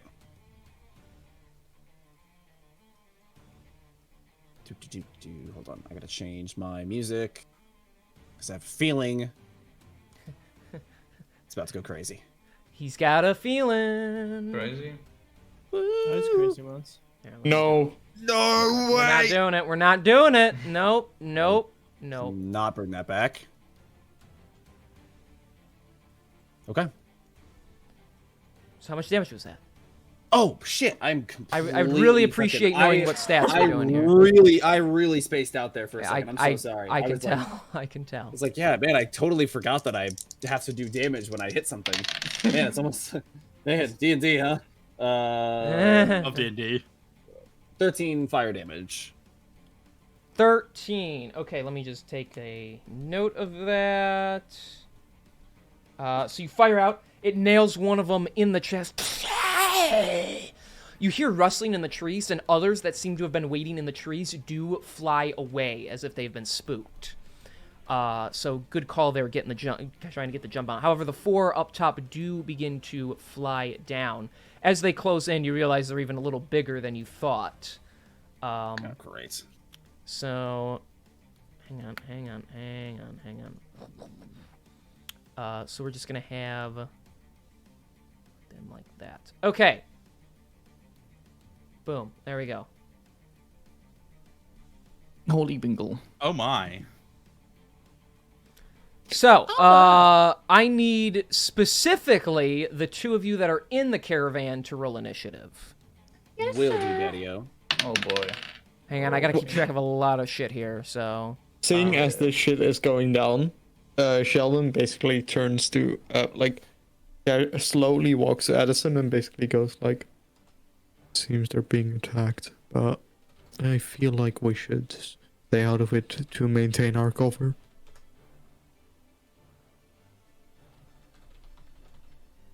Is he not here? Aaron? Sorry, my microphone was muted. Sorry, I was talking to the deities up above. Alistair, please be with me, for I do not want my soul to be sold. Yada yada, bada bing, bada boom. Huh? well said, well said. For real? Thank you. Yes, I think that might be the best course of action. But if things start getting a bit dicey and too many of them fall, I think it might be the best option for us to step in. Yes, I understand, but we must also keep in mind our mission. And Look, if we... I understand our mission, but I will tell you this. While I am more than happy to try and see our mission I do through, not I will want to not- lose a companion as well. Oof. I don't want to lose anyone. Not our friends, not civilians. If too many fall, we will step in. I understand. That's hot. Just because I've got this blood in me does not mean I can't do good, and that's what I plan to do. So if it needs to come to it, we will step in. Is that okay with both of you? What do you define as too many fall? I'm going to say the moment that... As long as they're cultists, I don't fucking care if they die. But if it's civilians and Daniel and the other, if they start looking a bit dicey, I think that's when we step in. I find it preferable to take preventative measures instead of reactionary ones. Ooh! That was a very big word of yours, I will admit. My All right. 20 intelligence is based in certain areas and not the most common sense ones. You know what, that actually checks out. So I would love to know then, what is your plan for preventative measures? Very slowly. I'm just Run away. like, my eyes just slowly go down to his hip. fucking Edison draws his pistol. All right, where do you want me? I reach my hand out. No, you're not taking the fucking gun. This But is you mine. promised. No, I promised that when the time came, I would throw you in there so you could clobber them yourself. I did not say anything about my gun. The tide. What? Should I at least go in and make myself known? I don't know. I would say best course of action would probably be Like, it sending... couldn't hurt to have 3 people in. Whatever you guys are planning to do by yourselves, you could get done with 2 people. If I can take measures to prevent anybody from receiving any more harm than necessary, I believe it's well within my expertise. Fuck it. Yep, you're right. Just... if you can, try and find a good angle in so it doesn't look like you just come off the beaten path and make it look really suspicious. Perfect. And with that, I'm gonna book it in the direction. I'm not gonna make myself known just yet, but... Okay. Oh, this is gonna go so wrong so All right, quick. so while he's doing that, Daniel, Kite, I need your initiative scores, please. 7. Okay. 15. That 7 is a certified sketchy moment right there. I rolled a 2 on my fucking... Dude, that's insane. Okay, so for now, I'm leaving the 3 of you at the bottom with 0 because you're not in this yet, so... As you should. All right. Bottom. Oh, for the record, each of these guys are technically floating, so they're like 5 feet off the ground. Okay. Okay. For Yer. So, let me just think about this. So you threw fire at this boy, so he is gonna come right at you, and he's gonna beat you Is up. he now? Oh yeah. Oh, is he now? Oh yeah. He's coming hard. So Oh? he's Don't tell me gonna a bird is coming at me. he's gonna make a couple attacks against you. So be ready for that. No. Okay, fine. Don't be ready for that. That's an 18 to hit. Should have been ready. And that's a dirty 20 to hit. Okay, alright, yeah, those both hit. All right. So with its gore, it's just going to pierce at you with its horns. That will be... Ooh, okay. That's going to be 8 points of piercing damage. Ouchie. And with its talons, as it reaches up to claw you, that will be an additional 11 points of piercing damage, as it just stabs you with the horns, then flies up and starts scratching at you with its feet. Ouchie. Youch! Yowza. All right. This sucker here is gonna go after this guardsman here, this random mercenary guy. And, that'll hit. That'll hit. He rolled the same thing on both. Scary. So that'll be 7 piercing damage. And an additional 8 piercing damage. So instantly just... That guy flops over. Damn. This thing's gonna run up on the Colt here. And it's gonna try to attack this guy. That's a miss. And that'll hit. So that is only 1. He rolled like shit, so that's only like 5 points of piercing damage as it slashes this guy across the face. And he pulls out his sword and starts fighting it.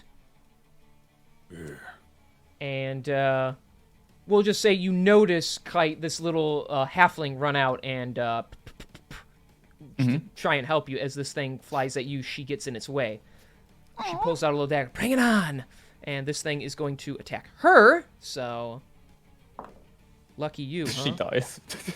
Yeah, a single round. Dead. One hit. That's 1 miss and 1 hit, I believe. Yeah. So she is going to take 8 points of piercing damage as it claws her across the leg. But that'll be her turn. Cyanrath's turn. I got you, comrade! And he's going to run up behind this thing and give you flanking on it. What a lovely guy. So he is going to attack with his greatsword. Let's see, Cyanrath, go for it. That is an 18 to hit. That will hit. He'll go twice. That is a 19, which means it is it's basically a natural 20 for him. So, Yes, sir. Oof. so that'll be a crit for him. So we'll do the normal hit first. That is 12 slashing on the first strike, and then the... Oh! He rolled max damage plus the max he'll get from the crit on that other one. Oh, boy. That's insane. So... Alright, hang on. We're Oopsie. there now. So that's that plus that again. So that is going to be 28 slashing on the second strike.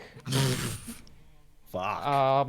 So, yeah, Maybe we can delay this rematch. he runs up, slices it once across the wing to try and slow it down. As it tries to turn around, he jumps up and slices downward, carving through its chest.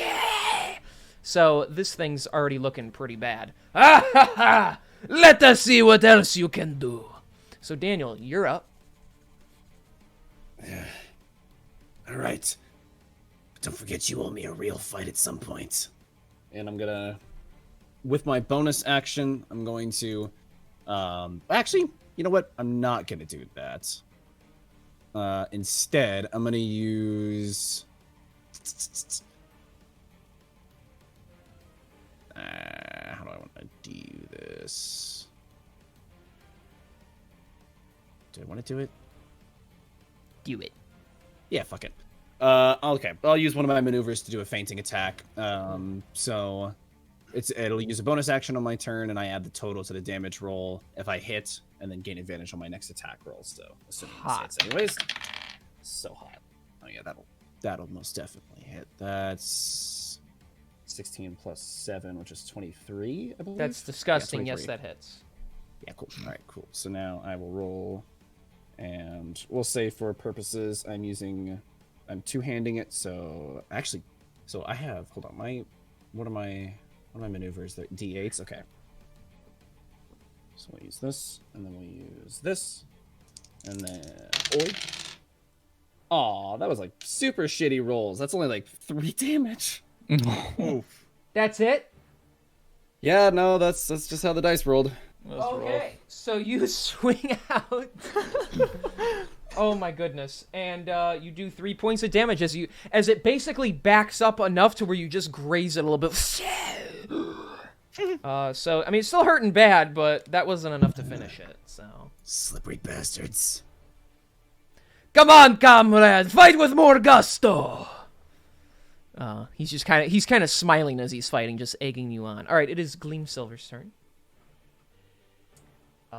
She is going to pull out her dual short swords. Oh, what a babe. And she is going to stab this thing if she can. Yeah! Come on, that's a 3. That ain't landing. But that one is an 17, which will hit. So that'll be a small amount, but 6 points. Oh, wait. She gets a little bonus here, actually. Oh. Yeah. Plus... So, okay, that's a little extra. So there'll be 8 points of piercing damage against this creature. As she swings out once, cutting across its chest. And it already begins, like, swooping in to try and go after her again. We'll give the guards a turn, since, you know, it'd be dumb if they didn't help. So we're all the way over here now. Mm-hmm. They're going to try and surround this thing. Can this guy... he can't really get in to get flanking. Well, he can get there, I guess. So they'll go like that. And they're going to use their advantage attacks against it, because they're sexy and they know it, you know? Yeah! Alright. So, What is a song? each going to get an attack with that scimitar. Wow, even with advantage, that guy rolled like shit. The other guy, though, he got a 23, so that'll land. So that is, 9 slashing damage plus... Oh my gosh, he's rolling great. 9 slashing damage plus 6 cold damage. Ooh. So what is that? 9 and 6 is 15? Yes, very good. As he just claws this thing on the back, freezing it with his cold and blade. And Kite at the end here. Yippee! All right, I'll move 5, 10, 15 to get over here, if that's possible. Yeah, okay. Okay. One quick question: we are allowed to use like a bonus action to try and get, like, for example, an enemy to try and follow us, right? Like that's a thing that we can do. So you're trying to influence the creature? I would do that at the end of my turn. Yes. Okay, yes, yeah. If it's it has to be a bonus action if you're rolling something to influence another creature. So yes. Okay, then before all that happens, I would like to use a cantrip called Booming Blade to attack this stupid little Periton in front of me. Yeah, so Kite quickly like swings her dagger around her like fist, and then the dagger gets brandished in this yellow and blue energy, and I will try and hit this bad boy. That is a 15 plus 7. That's like, what is that? 22. 22. Yeah, right. That Yes, 22 hits. does. Okay, cool. Then I will roll my damage with sneak attack. Yep. Just give me one moment to add all this up. That is gonna be okay. Hold on, let me get my calculator out here. Yeah. All right. So it takes 18 damage. And as the blade hits this creature's skin, the creature actually gets sheathed in this booming energy that also has this like yellow and blue coloring to it. And Okay. of the damage, what is that? 14 are normal piercing damage and 4 are thunder damage. Okay. Just in case that Thank you for the matters. specification. I appreciate it. So. Yes. Yeah. Okay, so you cool. you swing down and you just jam it right into its shoulder. Okay, and then I've got 10 feet, 15, 10? How much do I move? 15 feet left? Yes, I've got 15. You move 15. So. Yeah, I'll move like, or at first I'll try and like intimidate this creature to start following me, trying to like get its attention with whatever way I can. Oh, so you And want just shout. to use a bonus action to goad it, basically? Yes, basically use the bonus action to try and get its attention to me so that it will then follow me as I move over here. Okay. Do you have something that stops you from taking attacks of opportunity? Yes, I do have the Rogue Swashbuckler thing. If I make an attack against a creature, it can't take any attacks of opportunity against me. Okay, just checking with that, because I assumed you had that, but I wanted to be sure. Okay. All right, then, yeah, it tries to swing out at you, but it has no ability to, so... okay, so you pissed it off. Cool. So that's the end of the first round. What are you goobers doing down here? Just keep watch, or...? Go ahead. First. Oh, no, you go first. So far it seems they're keeping it going. I do have an idea if one of us has to go out. What we could do, hypothetically, is that we basically only send one of us out and basically say that we want to join them, that we've seen the light, so to speak. Well, that's why we're sending Spasdock out, because they think I'm dead. Yes, you are not an option here in this thing, sorry to say, but you have a point with that. It would either have to be me or Spasdock. Yeah, and Spasdock, he's big. He's pretty spongy. He's already got an idea in mind of trying to reduce casualties, so I think sending him out would be the best option. I just love the idea. Spasdock is like, I'm gonna save the civilians. Tactical nuke. Up, right, down. Yeah, I'm too far away to hear this, by the way. So, 500 kilogram Spasdock. so next thing you just hear left, right, up, Right. Precision airstrike incoming, Helldiver. Oh, jeez. Patriot Exocid inbound. Not that time. Yeah, like, upon like that though, like, you know, Edison will look over at Sheldon and be like, well, we've already got a plan to send one of us in. Have you got any ideas for the meantime of what you can potentially do? I'm kind of just biding my time until it gets dire before I start popping shots. I am Hold up.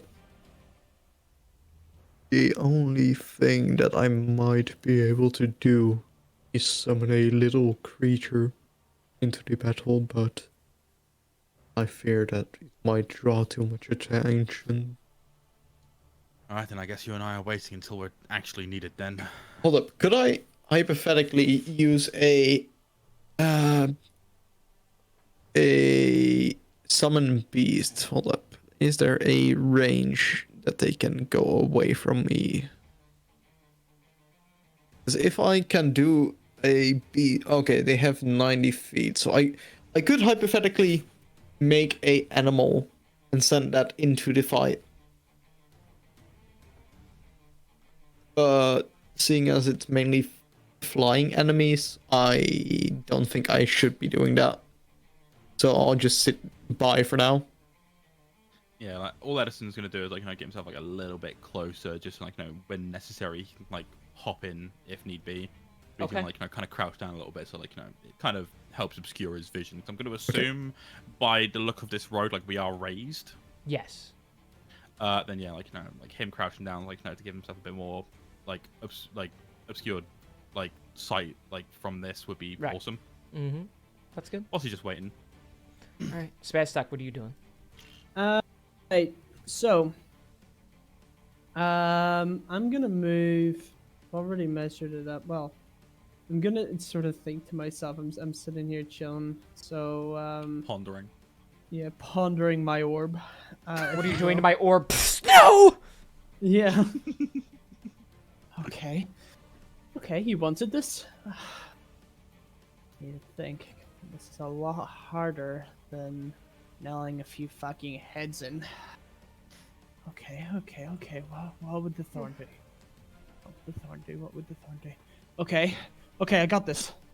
And if I were to cast a spell here, would they be able to hear me? Depends on the spell. It has got a verbal component, but I'm quite a bit away. I mean, you're like 30 feet away.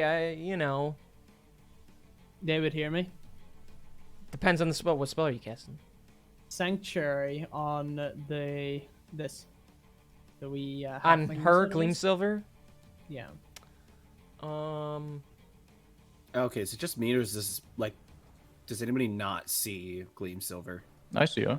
She's right here. I don't see Wait, her at can all. you She's, ping Gleam Silver? Not there from me. Yeah, Oh, she's there, just doesn't have a ring. No, she's completely neutral. invisible from me. Try and reload your page. Maybe if you haven't. That happened to I'll me do that. before joysticks, but I don't know. I don't know how we. I'll fix just it. reload. Yeah, if a normal reload doesn't work, try Control Shift and F5. Man, her stealth check is so good. He didn't see her last night or in the combat. I'll say. Here's what we do. No, okay, you won't be noticed doing that spell. Okay, sick. Okay, roll. she's not. Yeah, then I cast Sanctuary then on her. Okay, so she has Sanctuary. Sure, that. Protection. And She will with notice that something's enveloped her, though.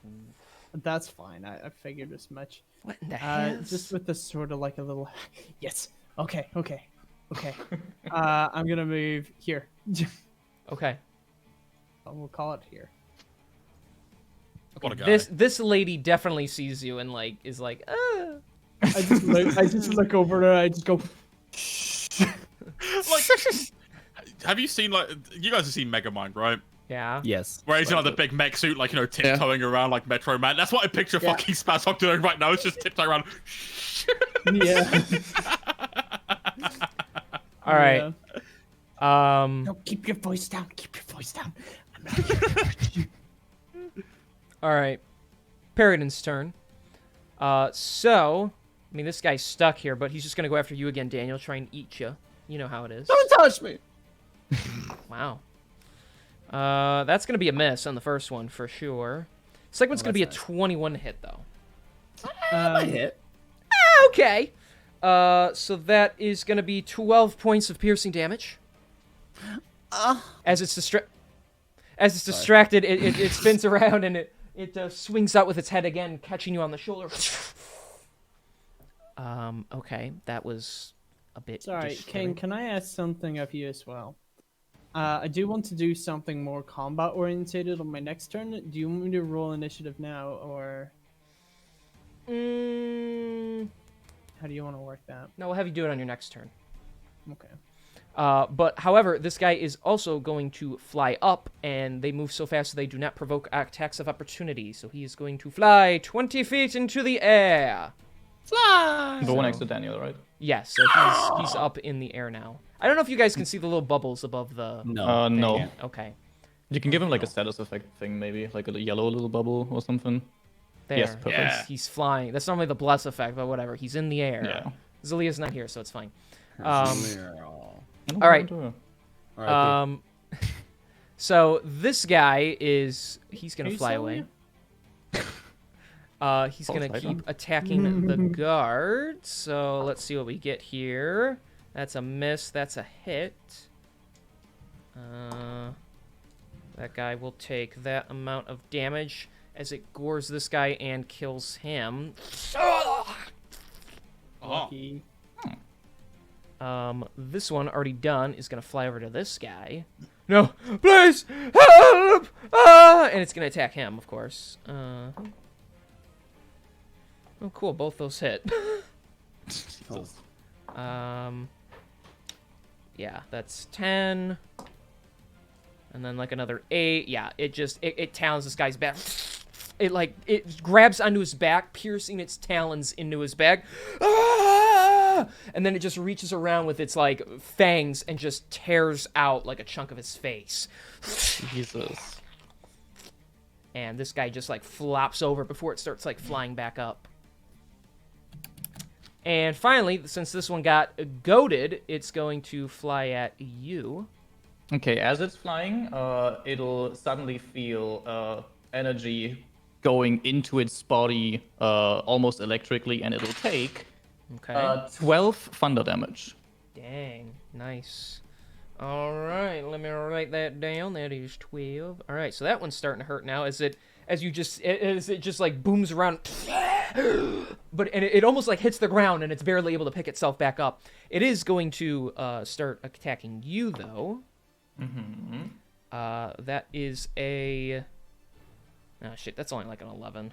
No way. Yeah, no, but misses. Okay, sassy pants. I'm sorry. I just wanted to. Oh, man, could have been with my AC's 11. That's gonna be a 21 to hit. Yeah, that hits. Okie dokie. Then that is going to be. I will also use Uncanny Dodge as my reaction on that then to halve Filthy the attack slug. damage. Fine, be that way. That is going to be 10 points of piercing damage reduced to 5. Yippee! As you try and dodge, and it does scratch you across the back a little bit, just not as intently. Cool. Okay. That is all of their turns. So it is Cyanrath's turn. This thing is now floating above him. Well, I don't like using this on wild animal, but I do have trick. So he's going to use his lightning breath straight up at the creature. Goddamn. So it's got to make a dexterity saving throw. Which it does succeed, just barely, but it still takes half damage. So Do flying creatures have to make a dex saving throw to stay flying as well after they get hit midair? Or how did that work? Or was it only on mounts, I think? It's only mountains, yeah. Okay. Oh lordy, good thing it saved. So that is 10, 20, that's 21. It's reduced to 10 lightning damage, but he still fries it. And it just destroys this creature and fries it. It like falls and hits the ground in like a dusty, ashy pile. It does smell like chicken. I was gonna say it does smell like chicken, Daniel. So Ah, comrade, you see, that is how you do it. If only you could breathe lightning. Yeah, if only. Where do we go now? Do we help women or no? I'm sure they can handle themselves. It's a good way to prove themselves as well. Let's take out the ones who are killing the other civilians. Good idea. I go help my men. You deal with that one. And he just books it away from you, and he goes towards his men. He ignores this one and just goes towards the other guys. So, Yeah, figures. he'll leave it to you. All right, Daniel, you're up. Cool. All right. I will use my. Hold on, wait, 5, 10, 15, 20. Yeah, we use 20 feet of movement to get over. Can I stand here? Is it? Yeah, that's Is that a kind of on fine the place to stand? that's kind of like on the carriage. I'm gonna be honest. So no. Oh, I Onto the wanted to corpse. this way if I do that. We'll I mean, I see. over the can. body. You can move it out. It's a corpse. You can move it out Yeah, of the we'll way. just do that. Is that Hey, close that's my enough? husband. Yeah, you're good there. Okay, cool. I'm gonna use my bonus action then, for second wind, so I can get back some health. Sweet. We like health around here. We do like health around here. I love it.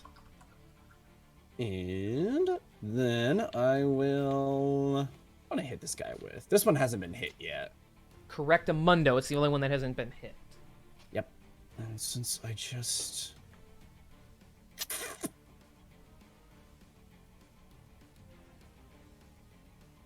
How do I want to do this? All right, let's just hit it. Let's just hit it with a firebolt. Fuck it. Fireball. Might as well. I've only got an action. Might as well. Oh my.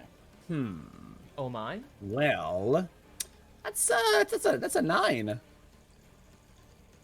That's a 9, huh? That's gonna be a miss.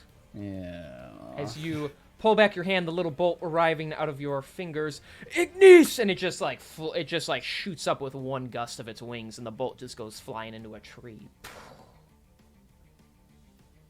Shit. Anything else with your turn? No, that's all I can do. Okay, that is unfortunate. Imagine multi-classing and not having extra attack already. That's toxic. No. Gonna be me.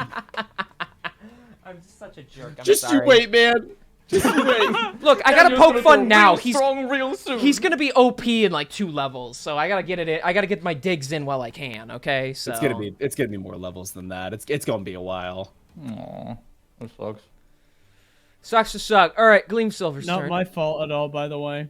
It's not actually. He'd need the levels anyway. At that, he just took. No, it I soon. straight up built the character this way. I'm the one who did this to myself. Okay. Good. It be your own people.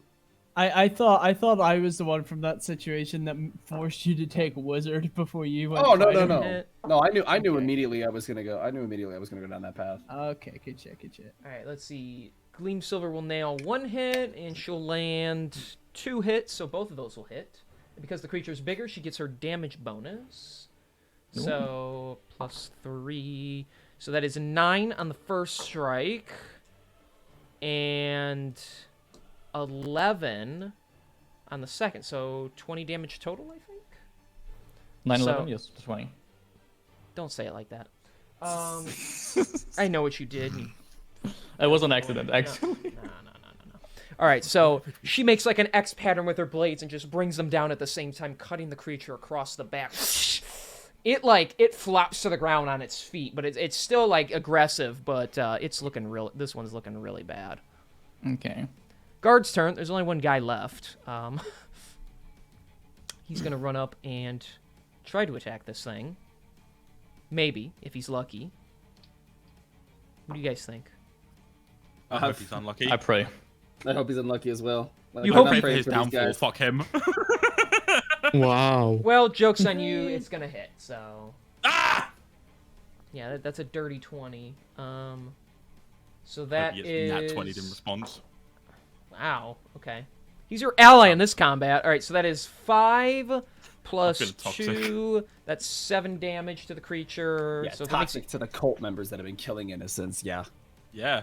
Toxic as fuck, bro. I hate him. All right. So Pray for that downfall. okay. Kite, you're up. Alright, same spell as before, using my action to cast Booming Blade and attack this little birdie. Oh boy, 6 plus 7 probably doesn't hit right. That's a 13. That misses. Misses. Okay, then I will, since I have 2-weapon fighting, I can use my bonus action to attack as well with my dagger then instead. Okay. So let's hope that hits. Yes, that is a 22 to hit. Okay. Okay, then let me That hits. roll damage real quick as I slice this thing with my cute little dagger. That is a 6 damage. Because I'm feeling generous, describe it to me. Describe it. Okay. As like Kite first swings and misses with her booming short sword, she almost loses balance but quickly catches herself and in one swift motion pulls out her dagger with her other hand and just slices it right into this creature's head from like the bottom, so that it goes like through the head to the top, and then Okay. just pulls it back out. Very simple. All right, the dagger shoots up through the skull, and it goes limp. And as you pull the dagger out, it just slumps over. He slump. Oh yeah. Yeah, then after that, she'd quickly give a nod to Gleam Silver. And as I think this is a free action, hold on, let me check. Yes, so as my free action, I'll use my special feline agility, which will allow me to move 60 feet this turn. And then I'll use that to like move 10 feet here, and then 30 feet here, so that's 40, and then 5 more, 45 feet, and then I'll stand over here, quickly passing by Daniel, just giving him a little nod as well. Okie doke. That's gonna be everything. All right. So, Spazstock, are you doing something on this? Because if you do some again, you're going to get pulled into the combat, so... Yeah, I think actually I'm gonna just retreat a wee bit. Okay. You're going to stay out of it? Yeah, I think so. All right. Also, Yeah. I'm gonna cancel my sanctuary as well. She should have lost it anyways, because she was attacking. Okay, yeah, fair. Yeah, she didn't know what was happening with her, so... And like before it continues, Edison is just gonna reposition himself just like over here, Okay. just in case, and he can keep an eye on like whatever the fuck's going on over here. Just in case you can put Sheldon in front of you if you need to protect yourself. Man, Not just that, it's in case he can pop a cheeky shot at Cyan Wrath if necessary. You're just waiting to blow his leg out from beneath a carriage. bro is Lee Harvey Oswald. Yeah. All right, Peridon's turn, though they're dwindling in numbers. So this guy, he doesn't like that he's being surrounded here. He's likely gonna go after what he deems to be the weaker target, so he's gonna go after the little cat lady. Meow meow. Meow. Meow. I was reading something, what the fuck? That is an 18 to hit. That one hits with, what is it attacking? The talons or the claws? Or The gore, the horns on its head. The horns? Yeah.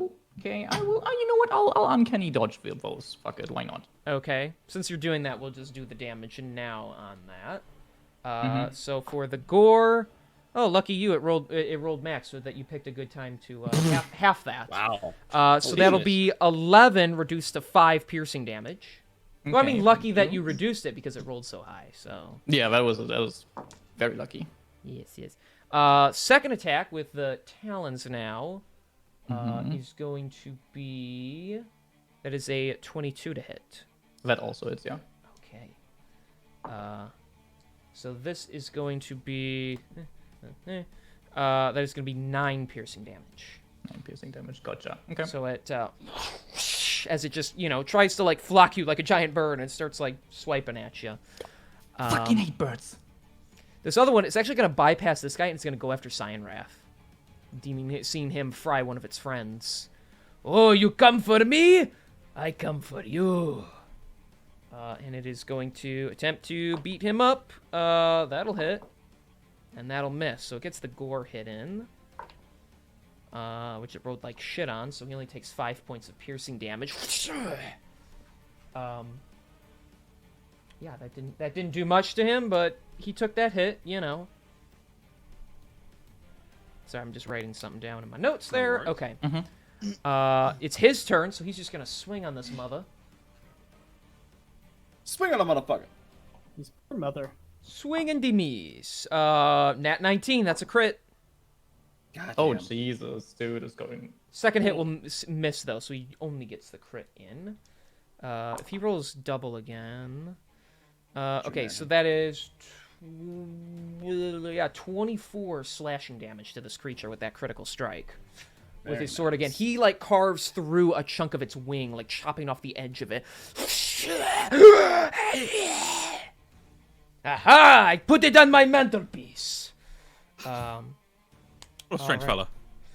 So, that creature's not looking good after that one hit. Daniel, you're up.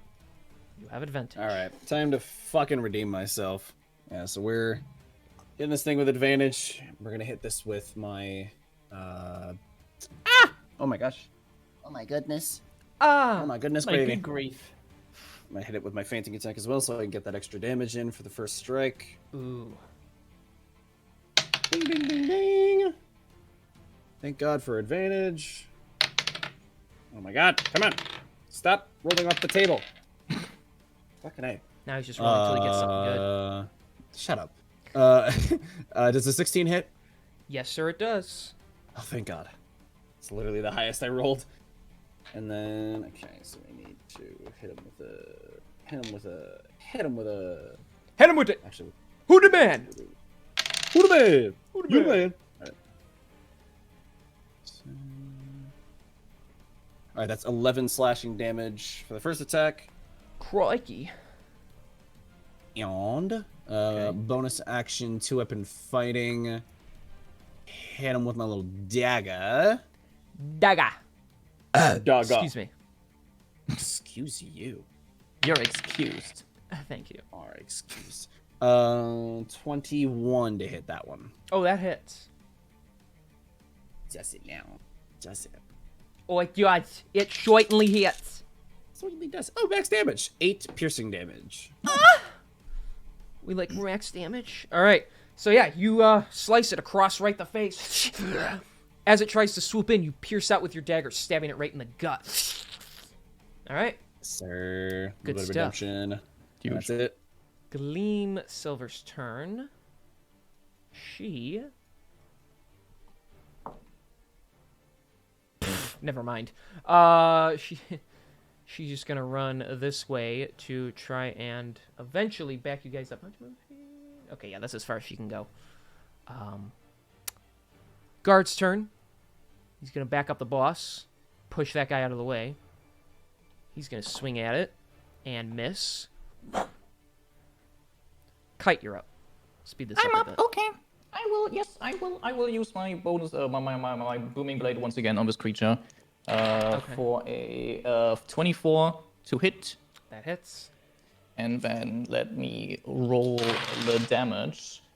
Hold on, let me do the math real quick. This is not looking good. We got 3 ones on this one. That's insane.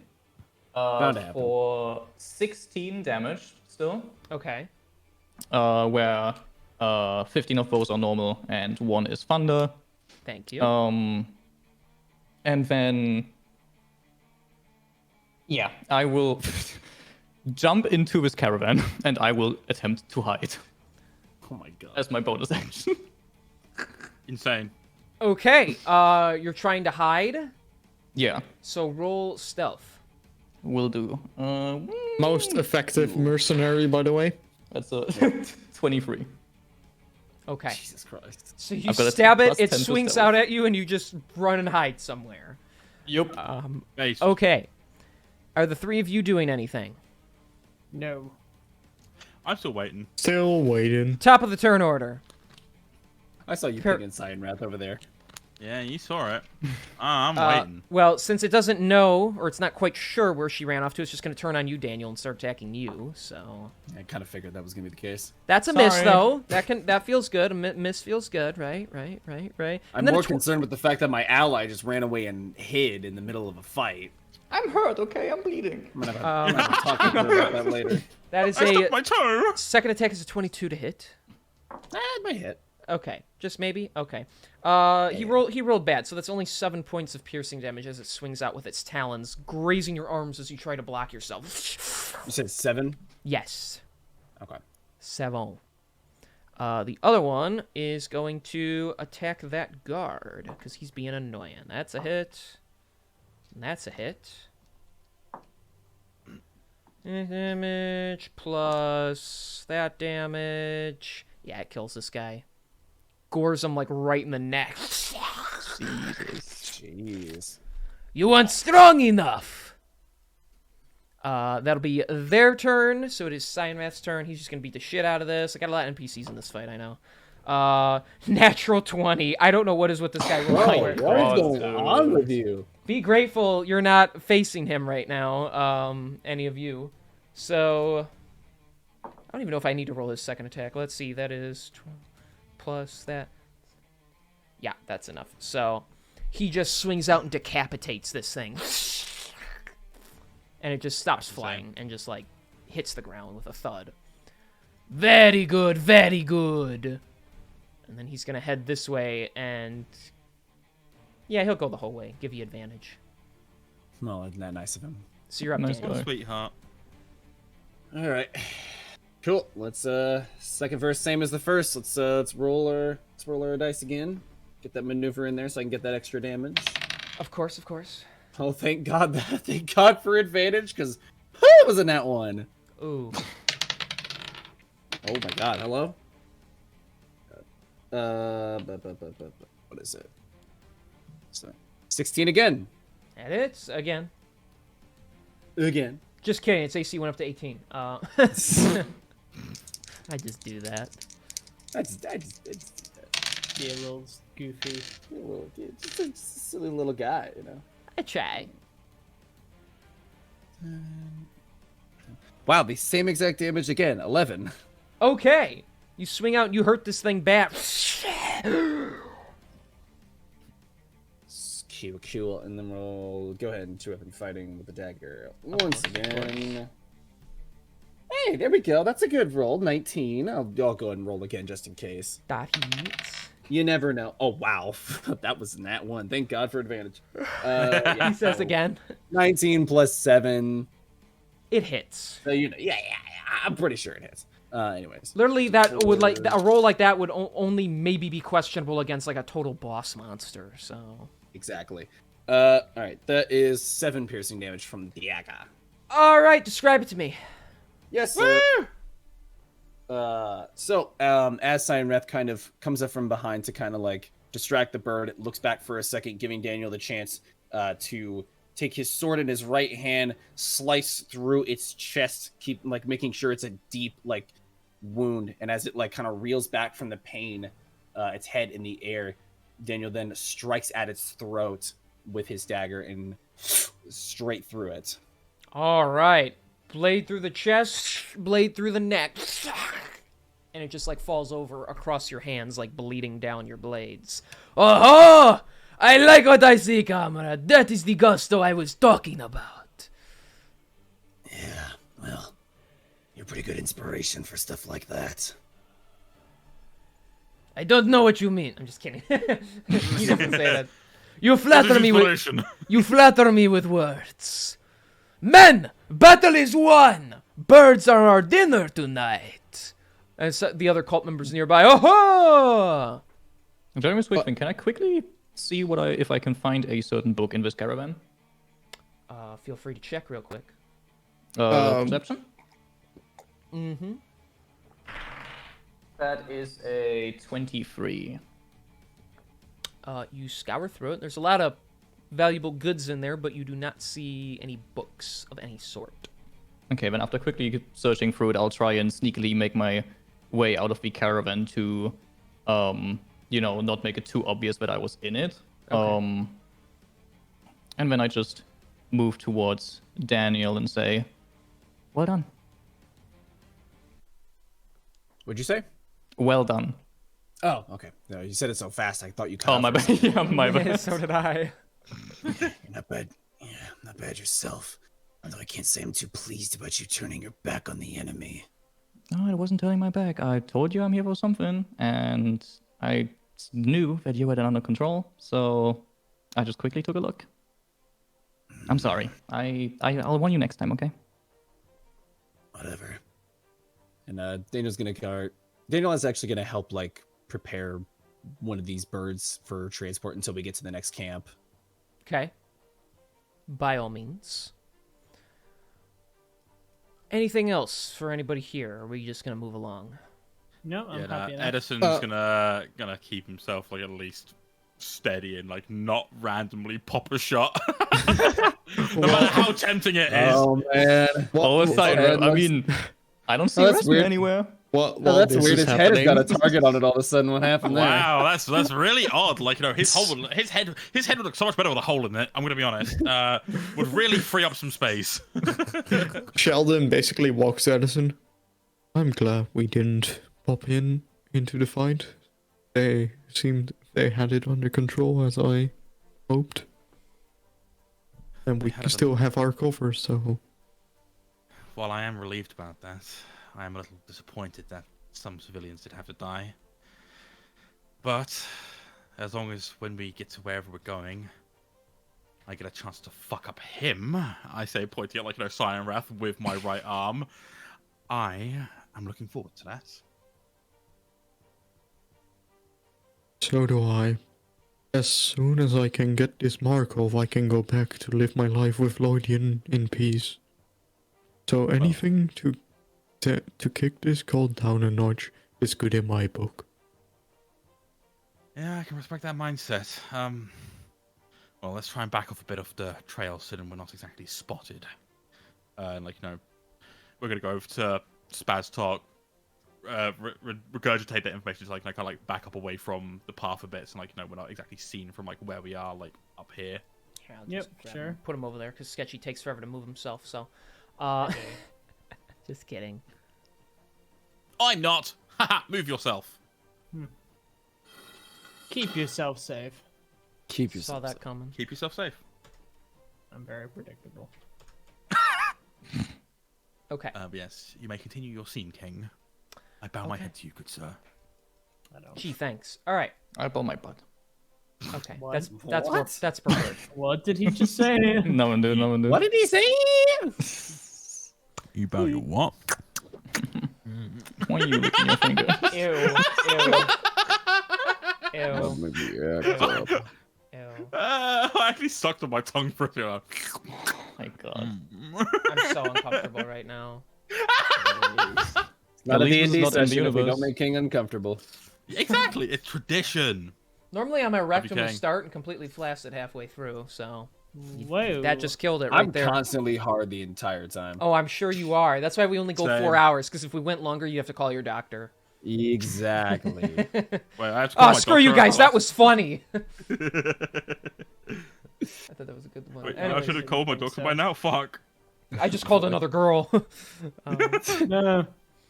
All right. So the rest of the day is, for the most part, uneventful. I mean, everyone's a little haggard after that, either being terrified or having fought in said battle. But eventually, moving throughout the day, night begins to set in and everyone begins to set camp. Cyanrath is having a very fun time. He actually invites all the commoners to sit around a giant bonfire instead of a bunch of people around their own separate ones.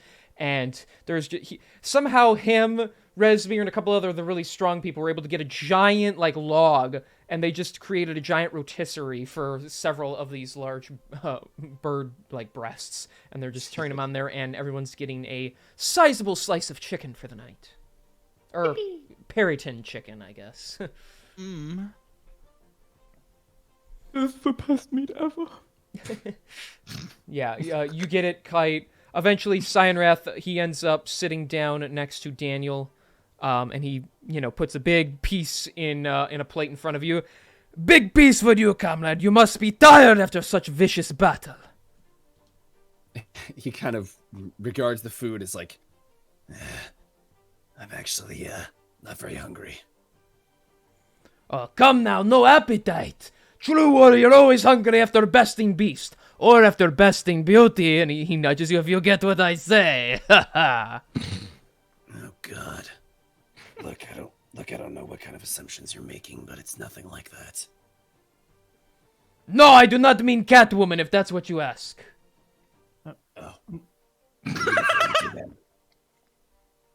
Though, if it was case, I would not judge. You should see some of orcs I've been with. It is not pleasant. But the man has urges, they must be met. For real, I for real. see. A little bit too much information. What were you referring to then? Just in general. You seem like a man with strong conviction. You must have lady friend at home. Something like that, yeah. But I haven't seen her in a while. Well, of course, traveler with cult. We leave behind people important to us for greater cause. Bringing glorious Tiamat to change world for better. Your lady friend, does she know the quest you find yourself on? No. And I doubt she ever will. You speak as if you have no intention of seeing her again. Do not be so down. It does not guarantee you die on this journey. Well, even if that is true, I think some part of me died a long time ago. And I don't think I want to face her again with what I am now. You hold a lot of secrets. Not my priority to pry into life. But I will show you. And he reaches into his, like, armor breast, like, area, and he pulls out, like, a little, it looks like a torn up picture, and it's, like, burned, and he holds it out, and he just shows it to you, and you see what looks to be, like, a younger, like, scarred up version of himself, and, he's got, like, 2 little kids in front of him. This is family. I die inside when the wife die. She was best part of me. They are what I live for now. Cult promised me big sum of money if I protect leaders. Worm speakers seek to bring dragons into world. I as Dragonborn see no better path for my kids than that. Though really I just need the money for them. I see. Your wife. If she saw what you were doing now, what would she say? She would hit me across the back of head with a rolling pin and say, "You idiot. This is not what the family needs." But she's not there to keep us together anymore. And I've never been a good father. The only thing I can do now is ensure my kids for the rest of life have funding to support themselves. Daniel kind of sits with that for a little bit. Yeah. Well, I'd say with the effort you're putting in now, you're doing a hell of a lot better than most dads out there. He kind of just like shrugs. I know not. I do what I can because it is for family. True men do anything for the family that they love and provide for. I'm sure you do the same for yours. Well, I'm doing my best. That is all you can ever do. But enough of the sappy. Tonight we celebrate! And he holds up his cup, and all the other, like, cultists, at least some of the commoners are just like, yeah, the cultists are like, yeah! Come now! All watch Cyanrath get drunk and do the hula bootka! And when you just hear some guy go, oh god, it's not this one again. And he starts drinking, and like some guy starts like playing on like an accordion, and he starts doing like some weird dance. Hey! You notice Resmir just like puts her hand on her head and it just like shakes her head. Some of the cult members are into it. Some of them are just like retiring for the night. Some of the commoners look a little uncomfortable, but spirits are high. Sounds like such a nice dude. You haven't got to put him down. Actually, I do kind of want to approach Resmir cautiously, of course, and kind of say, "Hope I'm not disturbing you, or if this isn't out of line or something." Addy, soldier, what do you need? It's just, well, with everything that I've seen here in this cult so far, I've come to wonder. It seems not a lot of people. It seems not everybody in here is as fanatic about this as I once thought. What is your reason for being here? What got you into this whole business? I don't see my reasoning for being a part of the cult to be any of your business. If anyone wishes to share private information with you, that is of their own doing. I answer to only one. I'm assuming you're talking about... Oh shit, I gotta look at my notes to remember how to say his fucking name. I'm assuming you're talking about Severin. Of course. He is the one who set us in this path. He promised me great things, meaning I can walk a new path in my life. Frankly, that's all you need to know about why I am a part of the cult. I have my reasons for bringing forth Tiamat, and I will see them through to the very end. Severin is the only one who knows the true plans, but I have faith in them. Yeah, must have done something pretty great for you to put all of your faith in him. He has proven to me he is a man I can trust. He has shown us the direction, and he has proved we can meet said goal. So rest assured, we will accomplish what we need. Well, that I have no doubts about. Yeah. By the way, this place we're heading to, what is it exactly? Castle Neatar. It was once ran by the great wizard, Theodore Neatar. He created the place. He was a mighty combatant, but after years he shut himself away to study and such. After his passing, no one sought to overtake the place, so eventually the swamp life ate it away. We have allied ourselves with the Bullywugs who call it their home. And now it'll be a storage place for the riches we carry. That is all I know, and that is all you need to hear. Though I have a question for you. All right. You don't strike me as the kind who would willingly join us. Sure, you could sit here and tell me it is simply to get that little mark on your chest removed. Is there any other reason you find yourself in league with us? For as long as I've been around, I've seen many dark parts of humanity. I've seen what we're capable of. I've seen the lives we can destroy. And while I've always been raised to believe that the dragons were the ones who were the subjugators, were the ones we had to break free from, something about that never really sat right with me. If the dragons are really as bad as the stories make them out to be, how can the humans do some of the things I've seen them do? I suppose maybe I'm just on this journey to figure out what the true path is. I've gone with my kind for so long. Perhaps it's time I give another path a try. For the first time ever, you actually see her grin ever so slightly. That is an interesting take on things. With a mindset like that, you might be closer to getting that mark removed than you may think.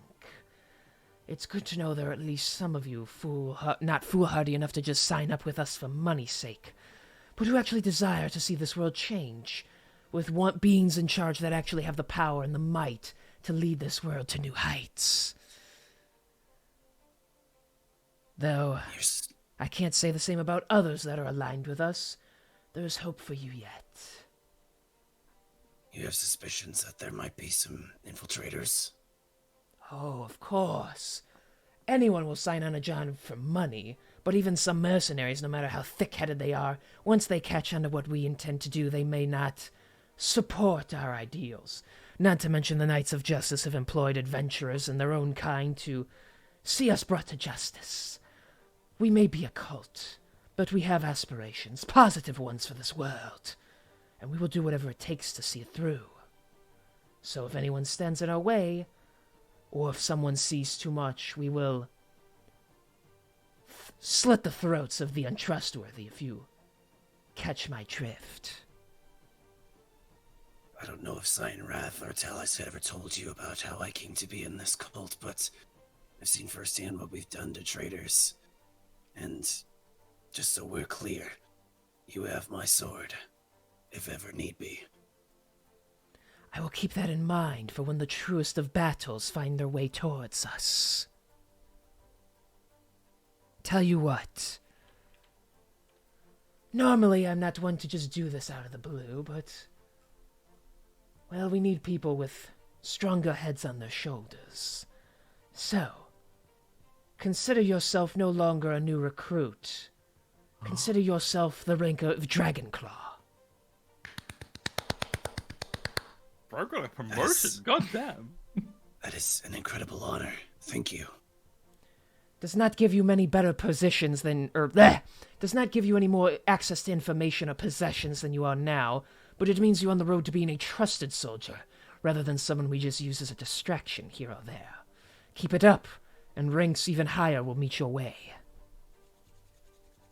Have I, while I've been monitoring the cult and been seeing like how they kind of interact with each other, is there like a salute that they've been doing like to their superiors? Yes. It's a little weird looking, but they basically like bring their elbows to their sides and bend their hands in like arches to almost like the symbol of wings, and then they just bow doing that, almost like if a dragon were to bow. Okay.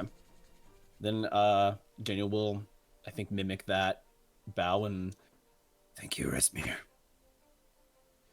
Of course. Now, if you don't mind, I wish to be alone for a while. Go spend some time with the others if you wish to celebrate. We will set out first at dawnbreak. And with that, Daniel will return back to everyone else and sit around the fire.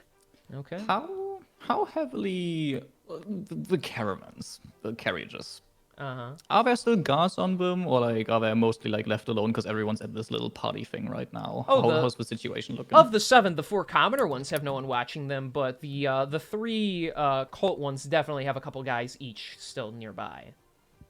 And I assume they're all next to one another, so that like I assume you could go into the carriage from either side, right? Yeah, the horses are taken away at evening time and left to graze on their own. So Okay, you and can all get the in either guards. side. Yeah, but all the guards that I could see have both sides of every carriage basically under lockdown. At night here, each of the 3 carriages has 1 guard on each entrance, so there's 6 in total.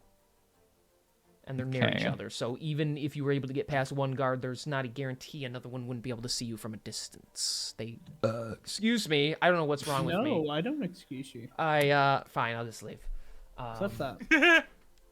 There's no, they're still heavily guarded, so I'm very careful, so. Okay. I would like to simply just use my familiar, the little bird, Clemency, to just not go inside of any of the carriage, but rather like fly from like out of the forest on top of the shoulder of one of the guards to see their reaction. And I would tell the familiar to like if the guard will try to hurt it to immediately try and fly away, just to gauge how they'd react to the bird. So it's just gonna fly in. It's a familiar, but does it still have weight to it?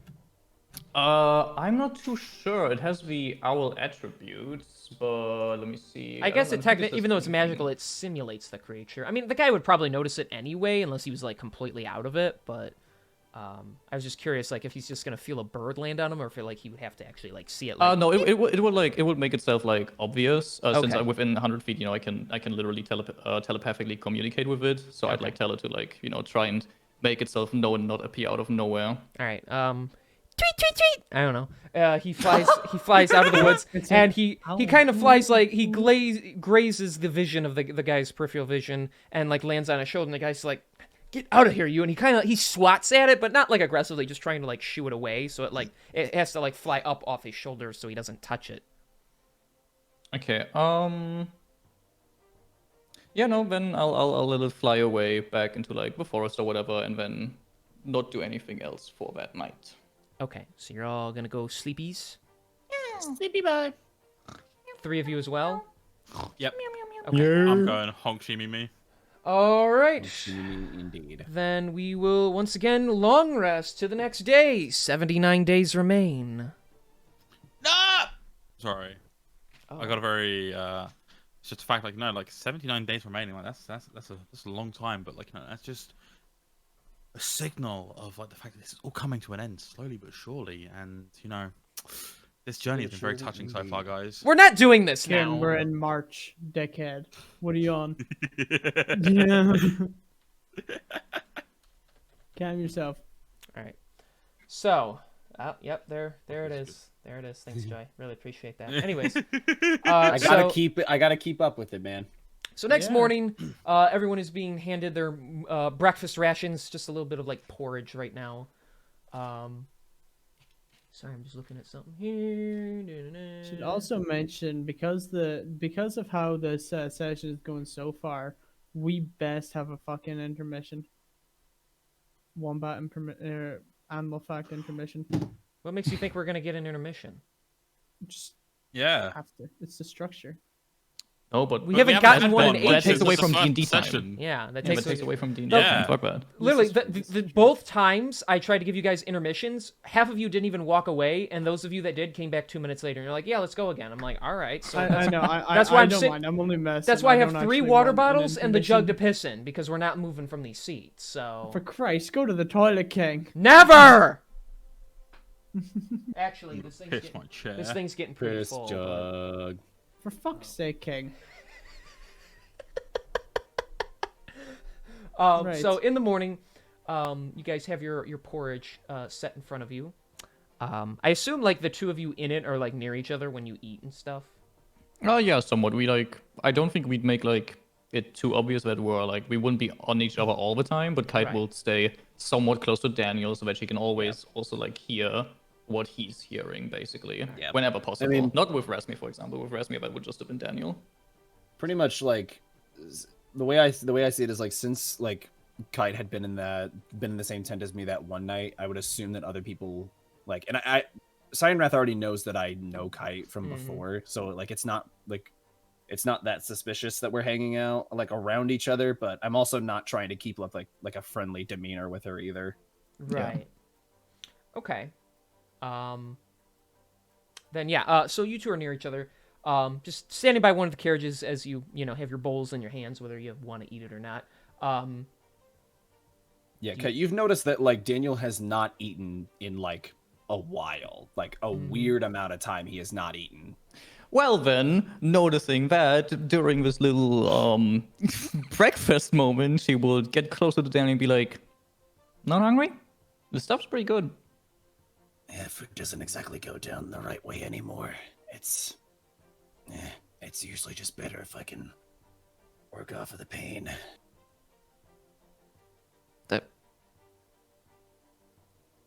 I'm not quite sure if I understand.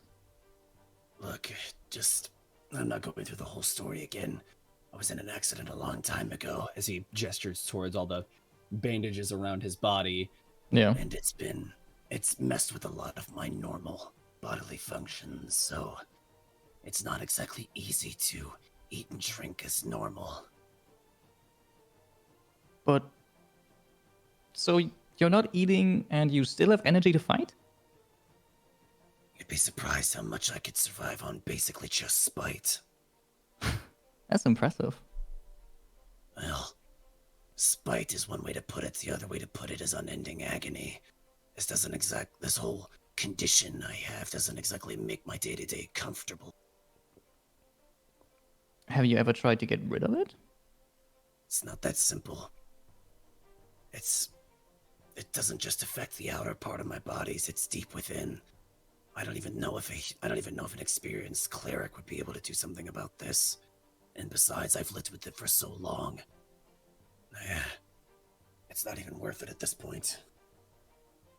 Do you not miss being able to eat and all that without pain? Of course I do. Every day of my life I think about what it was like before, but those kind of thoughts don't really matter much to me anymore. I have a goal. I've always had one since that day, and I intend to see it through no matter how much pain I go through. Do you mind me questioning about the goal?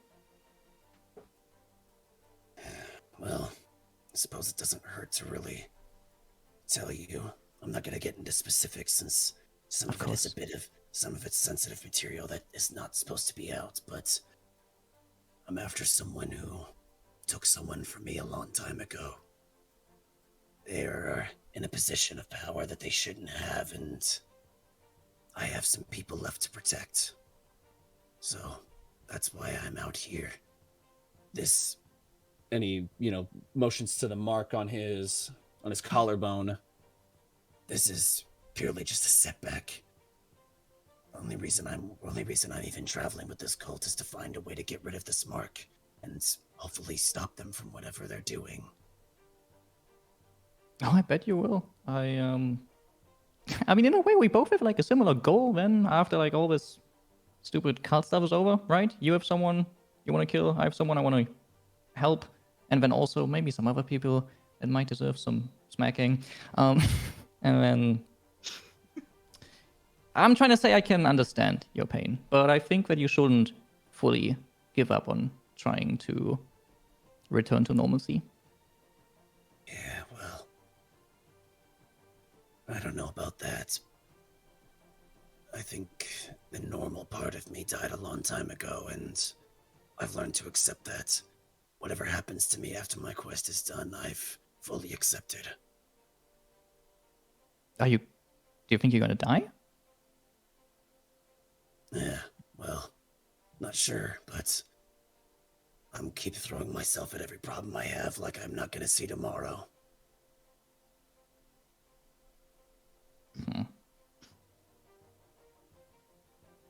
Well,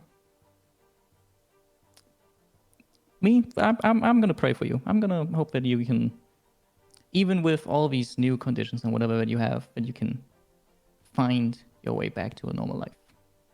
'Cause Sorry, I've never been much of a religious person, even after everything I've seen. But thanks anyways.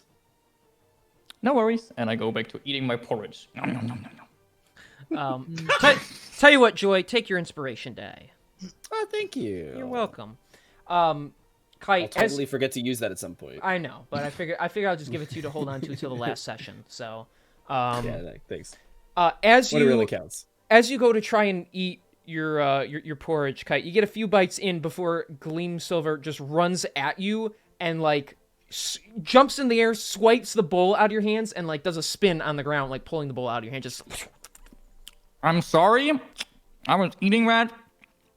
she pulls out her dagger. Shh, be quiet.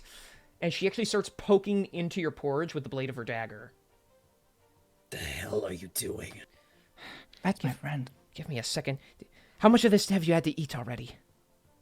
Like a few spoons. Not that much yet, as it has Maybe there's help. just been. Come on, where are you? Oh, don't tell me it's poisoned. And she pulls out her now smeared dagger with porridge, and you see an object on the tip of it resembling a tiny bead. She glances over her shoulder toward where the cultists sit at their breakfast. It's a sliver of bone, she whispers, curled into a circle so you can swallow it in a mouthful of gruel without no one noticing. Once eaten, it slowly uncurls inside you, exposing needle points that pierce your guts and kill you slowly. I suspect they're in at least yours, maybe a handful of other mercenaries' breakfasts. How the hell did you know about that? Let's just say, the other day I saw someone keel over, and I thought it was from being tired, but they talked about a grueling pain in the stomach, and they haven't recovered since. I have this fear that whoever's not actually with the cult but is assigned on to protect them will be taken out before they get to their destination. You included, miss. No, cool. I talked to the cult about Kite. She'll be coming along with us. I doubt that they would do anything so irrational like that, especially after me speaking for her.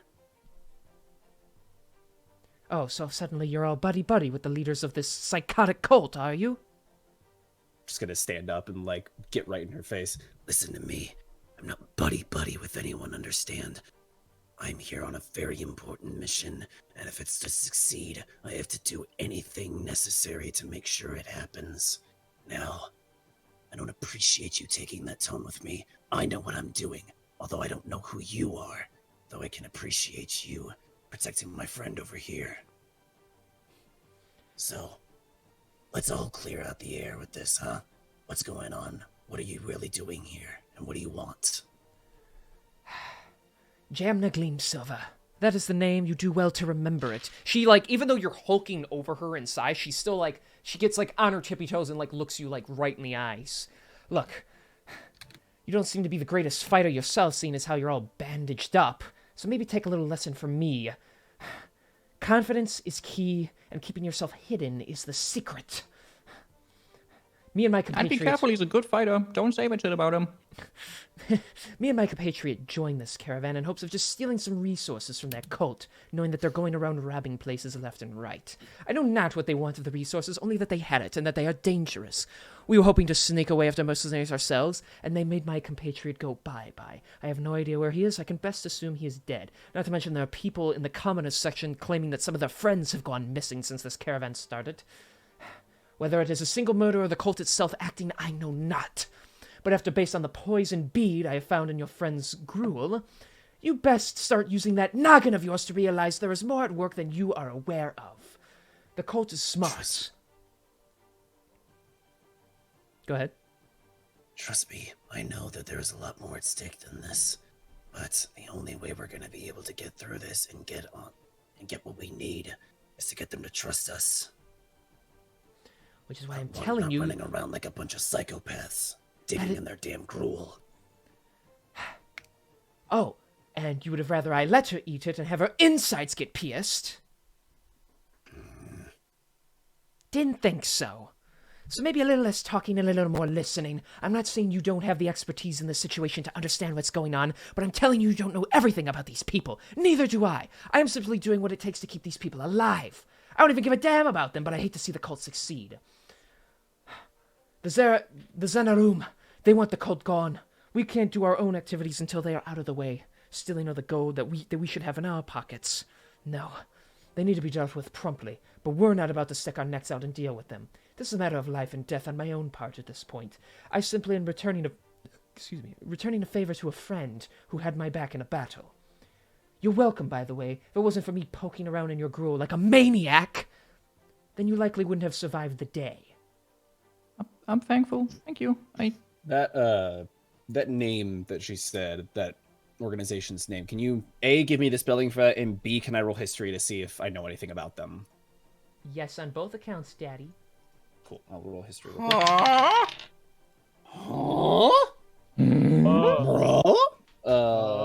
22. You have heard the name of the faction, the Zenarum. They are similar to the Thieves Guild, except they're a bit more ruthless. They're definitely criminals, though they typically don't deal in, like, harming people. If anything, they just deal with other criminal groups. But they are known to swipe some goods and sell them, you know, in illegal markets and such. Okay. And they're not above cutting people down that get in the way, so... Right. And I'm just supposed to trust someone. I'm supposed to trust someone who comes from an organization known for their cutthroat criminal activities. At least we have standards, and we're not crazy enough to try and raise some dragons and make them our leaders. You got me there. Look, all right, fine. I'm not telling you. Enemy. Exactly. I'm not telling you to trust me. I'm telling you to trust me more than you trust them. That cult, whether they give you promotions or not, or whether they talk to you like you're their ally or not, you never know what they might be planning. Maybe you are on the in with them, but clearly she isn't.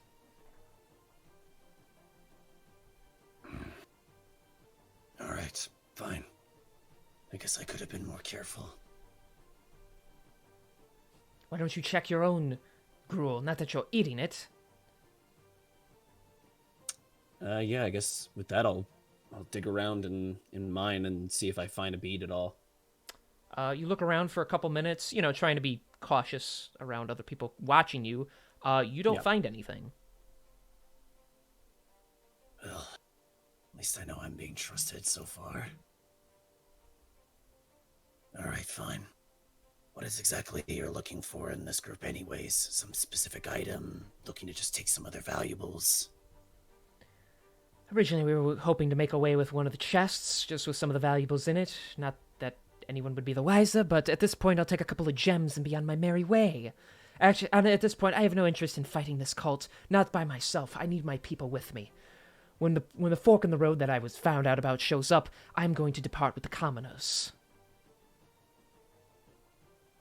The rest of us are in here on behalf of the Knights of Justice. We've been tracking them, trying to figure out where their locations are. And once we've reported back to them, I imagine the Knights will want to go on some sort of raid against them. And I I'll imagine I suppose if want you- no such part in that because the knights have been hunting my group for ages. I can't imagine why.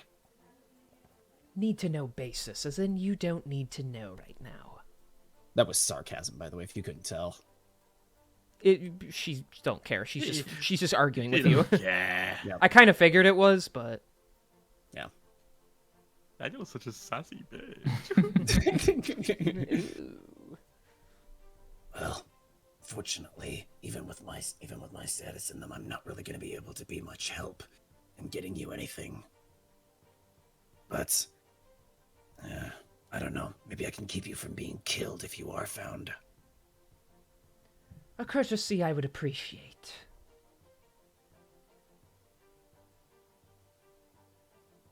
Well, thanks for saving Kite earlier. And I look back at Kite. You're right. I can't imagine a brush with death that close was very good for you. I've had my fair share. It's all right. I've seen worse. Not even a problem. This is the least of my. I've seen a child explode in front of me once. That was crazy. Well, Yeah. I'll make sure that doesn't happen. I'll make sure something like that doesn't happen again. That'd be great. Anyways, you're departing then, Clean Silver, and we'll never see each other again Whenever after the the split. Perhaps our paths will cross again. Should the issue with the cult reach my boss's ears and become too dangerous, we'd be willing to lend our help, but I'll contact you should that arise.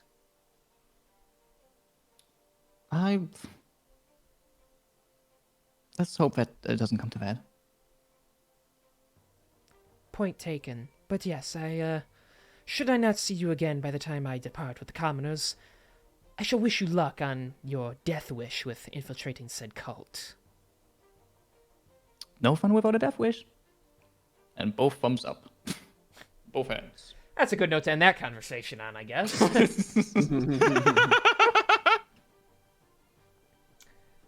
So we're gonna continue onward then. Yeah. Okay. Unless the three of you need to say or do anything while you're trailing them, we're actually just gonna move to the next day. Oh, okay. I Cool. don't believe we have anything. I don't think we've got anything on the agenda. There's not really anything interesting that has happened on our side that would. Yeah, we're just vibing. Why We're living our you best always vibe? I just imagine like Spastok starting to sing or some shit. He's Yeah. going fucking Delulu. He got his MP3 player playing. Chest opens up. On the inside, there's like a little console for a DJ setup. Boombox. Yeah. Start playing Bangarang.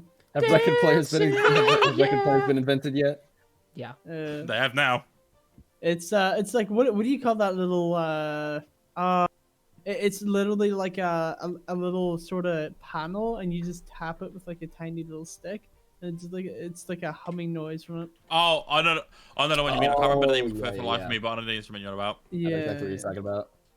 Fuck. It's like One of those. Yeah, well, I don't think we've got anything important on our end. You mean fuck, was it called a backboard or some shit? That know. doesn't sound like it. Sounds like a basketball I think tournament. it's a something a phone. If you know what I mean. A xylophone? Xylophone. No. No. Xylophones are No. no. This one's electronic, and like you basically use like a little stylus and Yes. press on what I know what looks you're like a talking screen. about. Yeah, I Yeah, thought I it don't was know what it's something called, a though. phone, but whatever. This is getting sidetracked. You know what I mean? I know what he's Let's talking about. Continue our quest. Okay, continuing. A quest for the Holy Grail. I'm kidding. No. All right. Continuing onwards. So yeah, another day comes and goes. So we're gonna knock you down to what are we at? 78 days remain. Damn, 3 days in one episode. I'm not done yet. That's I'm not done yet. Well, we'll see. We'll see when Mom comes in to yell at me. To Oh go. shit, guys! I love forgot- my notes. My notes are just like 79 days remain, 78 days remain. Nothing happened for my character. I've Like, got a day counter at the top.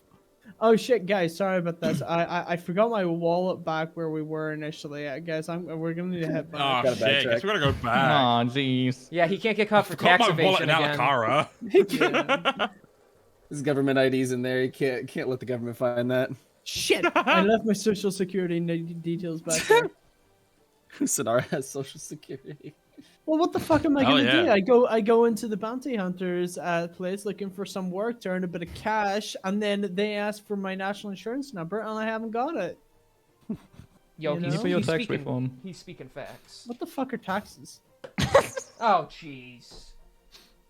It's like dealing with a child. I just like the sometimes. idea that like Spaztok like is the only one who like he came up with the idea of taxes and yet evades taxes himself.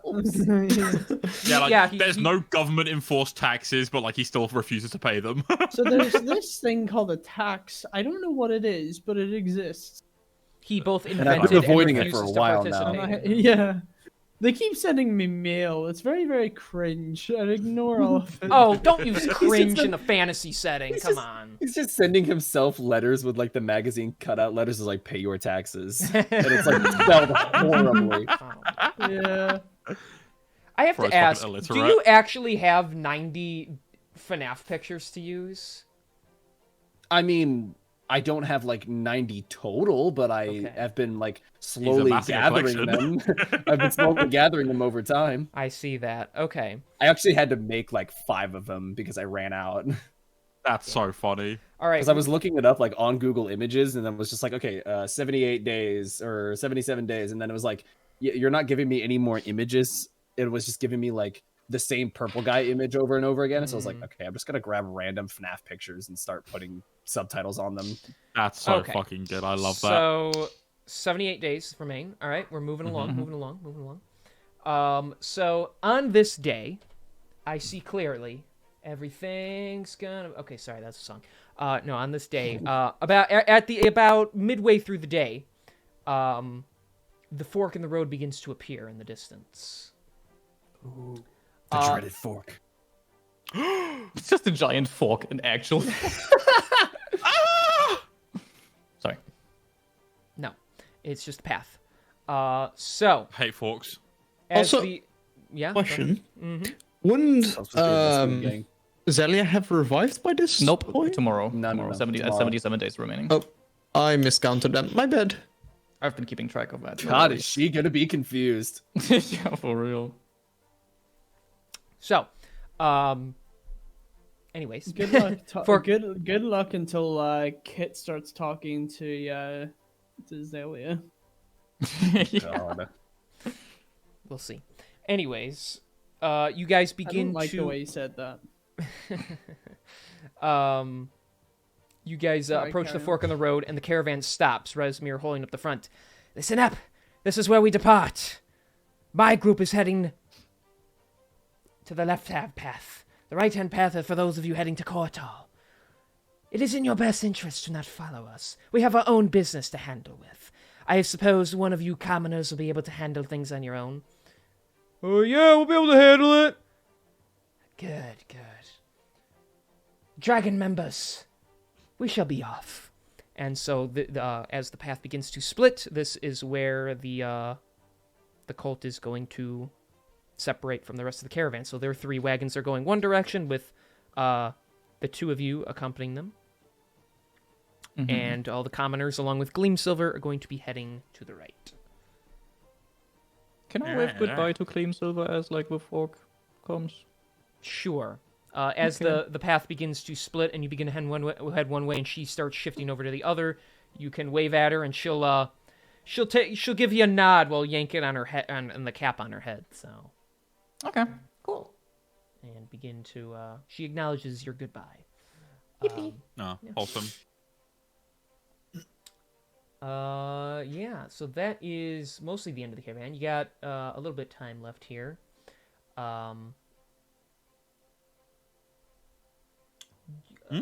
Sorry, no, I'm just looking at my notes. Sorry.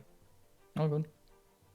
I just want to double check that we are going to the correct place. Okay, yeah. Okay. So as you guys are walking, eventually, Kite, you notice a very large presence behind you. I turn around and try and look at it. It's Cyanrath. He's Okay. just kind of grinning down. I have a question for you, little cat lady. Yeah? You and Bandage Man. Do you, how they say, share the sack at night? Oh my god. Actually, quick question, Daniel. Would we still be sharing our tents, or would we have gone into our own tents, or we, except for like If the you first one? have your own tent, I mean, Do I have my own tent, King? Would I have my own king? Like, would I have been provided one? Likely not, because you didn't sign on with them, so they didn't account for it. Like, you'd have your own sleeping bag on your person, so you'd either have to spend it out night, or you'd have to bunk with other mercenaries, so... Okay, then during those nights, Kite would have asked Daniel to like sleep with him, and would Daniel have agreed or let her sleep outside? I would have we would have been fine to sleep in the tent. Okay. If you mean that we sleep in the same tent, yeah. Come now, you know what I ask. I just curious. He says he has lady friend. I did not know if it's you or not. Oh no, he's got a lady friend. Interesting. I didn't even know. No, I don't swing that way. If you get me. And then she gives him a little wink. It like a bug could fly in and out of one ear. He does not know what you're talking about. Swing which way? Like you like Dragonborn or you like Orc? Not human? I mean, if A big dragon penis. yes, I love bad dragons. Peanuts. No, I mean, women. You know, I like those. Yes, but I ask you. Oh. Yeah. And then he just kind of like he puts like his hands behind his head and he kind of walks off. I never understand why women want what cannot fill hole. I do not get it. Wild. That's wild. That He is has- absolutely wild. He has no inhibitions. Okay, so Gotta be honest, I was half the guy's expecting. old-fashioned. I was half expecting him to go, "Oh, you like women? Me too." Yeah. Besties." but he That's what I was kind of hoping for. So much we have in common. but he points back at you and he's like, "I wish you luck in getting tail though." And then he keeps going. So You know what? Oh my god. Ally. Thanks. Ally. Thanks. Wait, is that Daniel? Is it Daniel or Danielle? Oh, is it Danielle? that's been his secret this whole time. He's actually not Yeah, a that's been the he. secret the whole time. That's why I wear bandages. Yeah, about to say. yeah, because he's got top surgery, so he's. Come to find Oh out, jeez, this is getting a little too much.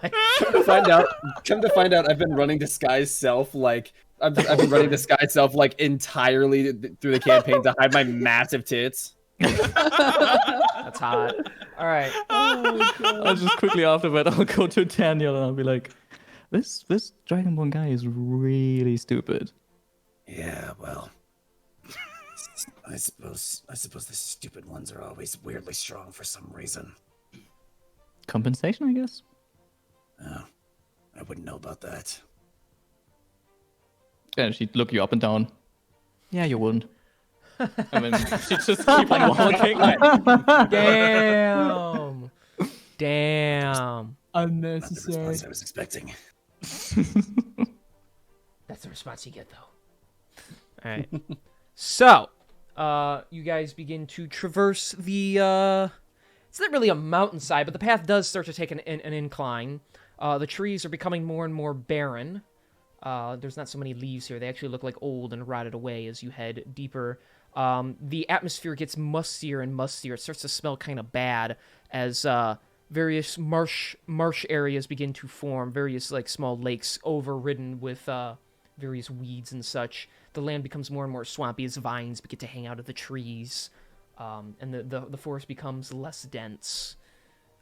Soon you're walking, like, the path is no longer straight. You have to move around, like, curvatures and such to avoid, like, the areas where the water sinks in and deep and muddy areas. Mm-hmm. However, this will be the last night you spend with the caravan as it gets late. In the distance, you do see a large structure. It's hundreds of feet away still, but the caravan is going to stop for the evening. Okay. That's insane. Wait, so in the distance, do we see the castle yet? No, right? You see, like, a big shadowy, like, what looks to be a building, but that's all you know. Okay, then in a moment of where Daniel isn't, like, so where like no other cult members are around, Kite will quickly go up to Daniel and be like, "Seems like we're getting close to the castle. When do we plan on taking what's inside of these caravans?" If you can find an opportunity to jump in one of these caravans and find what you're looking for, then by all means, but I have no intention of rooting through their stuff until we can find a more suitable place. Look, I've done a lot of work to get us within this cult to begin with. It's better if we just wait till we have time and opportunity, more than likely when they're all unloading the stuff. Tonight, could you try and get guard duty for either the frontmost or backmost caravan so that I can try and slip in past you without any other night guards noticing? I suppose it couldn't hurt. Which one do you want to take? Let's start at the back. All right. I'll see what I can do. Thank you. So as we have been setting up camp, I will have probably approached. Well, actually, I don't know who would be. I guess Cyreth would probably be the one in charge of like who's on like guard duty and stuff like that. Yeah, he would So oversee that. I would approach him. Resmir doesn't want to be bothered, so. Yeah, I didn't figure she would. So yeah, I approached Cyanrath, and Seems like we're almost there. Indeed, comrade. The castle Neter is off in the distance. You can see it there. It is coming close. Soon our journey will be done. We will likely be separated for some time, as some cults go one place, some cults stay there. Where are the others going? I know not. Resmir has not given me information. And what about you? You staying around here, or? I likely will be sent to other base somewhere. I need to pair up with Dallas once again. Right. By the way, I don't know if you have already made the guard rotation for tonight, but if you don't mind, I actually wouldn't mind standing guard tonight. It's been a while, and I could use the practice. You sure about that? That seem kinda strange. You on normal day team, they on night team. That seem too tiring for you. I don't get a whole lot of sleep during the night anyways. I figured I might as well put myself where I'm useful. Well, I suppose it could not hurt. Very well. Tell one of the guards you will gladly take his spot. Will do. Thank you. But of course, but no falling asleep on me or I'll have to smack you awake, comrade. Problem. And I'll head off to the cart that Kite and I had talked about. Okay. There's a couple There's a guard. guard There's over about here. 3 guys stationed there right now, just kind of like talking to each other. One's leaning against it. They look annoyed, but I can't believe we have to keep watching over these things. It's ridiculous. No one's going to take anything from us. Well, you know, there's some quite valuable stuff inside. We have to be careful. Besides, do you really want to piss off the Dragonborns? Of course not. You walk up. Yep. Hey, Cyanrath assigned me to this one tonight. Oh, there's only supposed to be 3 of us on duty at a time. Does he intend for you to take one of our places? One of you don't feel like doing it tonight, then I'll take one of your shifts. Nose goes, and the other 2 like, ah! Ha ha! Suck it, fellas. And he just kind of like pats you on the shoulder walking by. Thanks, buddy. I appreciate it. No problem. Take a load off. Alright, who's taking what shifts? Are you kidding? We're all supposed to watch it at the same time. Man, for a guy assigned to night duty, you really don't know what we're supposed to be doing, do you? What? You guys don't sleep or something? We sleep in the carriages during the day, while the rest of you guard during the day. Yeah, I guess that makes sense. Well, I suppose that's fine. You guys know any good games we can play? They kind of just look at each other. Well, have you ever... He pulls out like a thing of dice, and he's like, you ever play high roller? Good question. Do I know the rules of? Would I roll history for that? No, yes, you know that one. You just you roll a bunch of dice, and it's kind of like not Jenga.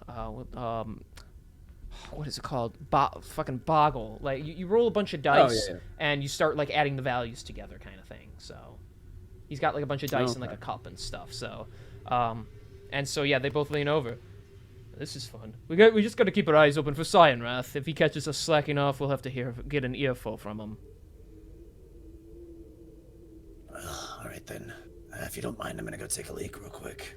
I'll be right back. You guys get the game started. Of course. Hey, do you have parchment? I do. Here. They start setting up. As I'm heading off to apart, away from everybody, I'll kind of motion over to Kite. Yeah, Just to make sure that just to make sure we're in a place that's not going to be seen. Yeah, I'll try and stealthily move towards it so that no one sees me walking through them. Guard duty is a little tighter than I thought. They have at least 3 guards stationed there at all times. I can keep them busy with the game. You'll just have to be very stealthy and go around the car where you won't be seen. I think I'll be fine. If you can just get them away from one of the entrances, so that I can go through it and distract them with the little game, then I think we'll be all fine. All right. Be careful now. You too. And I'll finish taking my leak in air quotes and head back over to the guards.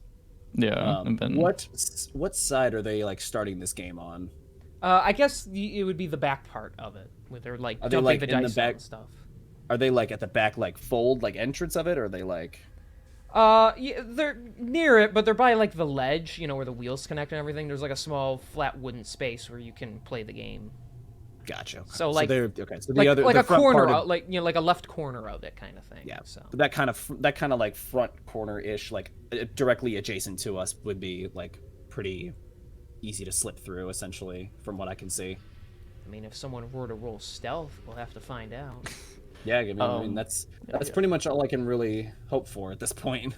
yeah. A quick question, King. Yeah. Would it be allowed to use the feline agility, which is it's just the feat that allows me to, when you move on your turn in combat, you can double your speed until the end of your turn or whatever. Okay. Would that allow me to possibly try and roll stealth with advantage, as the description says your reflexes and agility allow you to move with a burst of speed, so that I basically, Is this something Try you and- can use constantly? the feline agility is, it's basically a thing that I just have to not move on one of my turns, and then I regain to use it again at another Okay. turn. I guess in this situation, since the guys aren't very aware, I will allow you to do that. Yippee, so stealth with advantage while trying to get into the caravan. That is a 26. That is enough. So yes, you are able, while they're busy playing and joking around and such, you are able to pull back the curtain enough and slip inside. Okay, and then inside I just look for the book that I am desiring. So in this carriage, there is actually a shelf with a bunch of books on it, believe it or not. You start Huge. cycling through various tomes. Some are on the history of dragons, some are on various like business ethics and such. Some are on just like the histories of cities and such. Though, and it takes you, it takes you a few minutes to get through most of them. Sadly, none of them look like the book you are searching for. Cringe.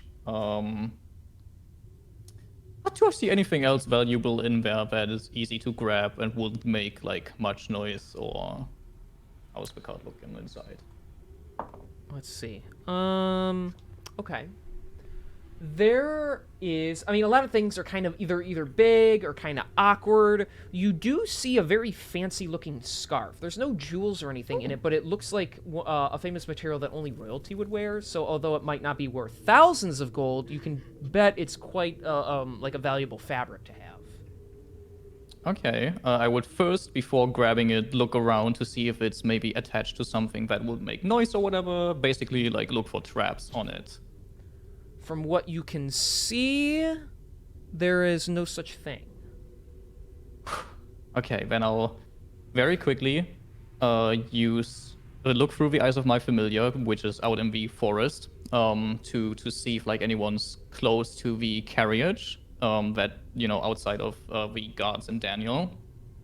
And if I see no one, I would very carefully and very slowly try and get the scarf and put it into my bag of holding. Okay, while you're doing that, Clemency is keeping his eyes open.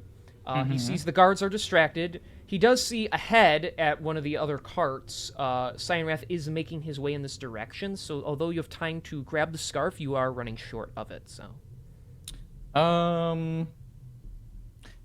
Yeah, no, knowing that, I wouldn't want to risk it. And I'd leave the scarf in the caravan then. Oh, you're gonna leave it?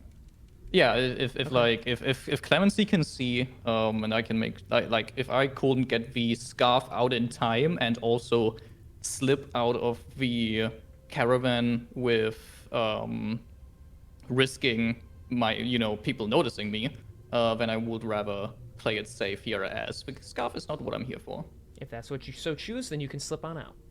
Okay, I will slip on out. And then like further away from the caravans, so that Daniel can see me again, but like not close to the caravans, and just like give him a little shake with her head to identify, to signify that the book, unfortunately, that I was looking for was not in that caravan. Okay. While I have, after seeing that, do I see Cyanrath kind of starting to make his way towards us? Oh yeah, you catch him out of the corner of your eye now. Okay, yes. Since we're still playing the game, I'll look to them and be like, "Hey, boss is coming. Look busy." The one guy just like shoves the dice like under the carriage. You hear them like crackle underneath, and he just like puts the cup behind him. Casually whistling. Yeah, and he walks, and he just kind of like walks by. He looks at all of you like that. He could tell like the guy other than you, the other two are like a little tense, but he just kind of like snorts and just keeps on walking. So. And the other guy, like, he, like, punches his hand a couple times. He's like, I was 3 seconds away from knocking that guy out. Oh, shut up. No, you were not. The other caravans are like... You're just mad because you were about to lose the game. Shut up. Dude. I was not about to lose. I just needed a couple sixes. The other caravans have like guards, like normally, protecting them, I assume. Oh yeah. Okay, cool. Yeah, then I will not try and get into those tonight. Okay. All right. The three of you, what's going on at night for you? I feel like I haven't been talking to you guys enough. I'm sorry. Oh no, it's fine. I enjoy being ignored. It's actually why I go to the clubs and hit on women, so I can be ignored. Like, it's actually what gets me off most. Yeah, exactly. Like, that's what gets me off, is being ignored. All right, well then I don't care what you have to say. Anyway, Sketchy, how you doing? I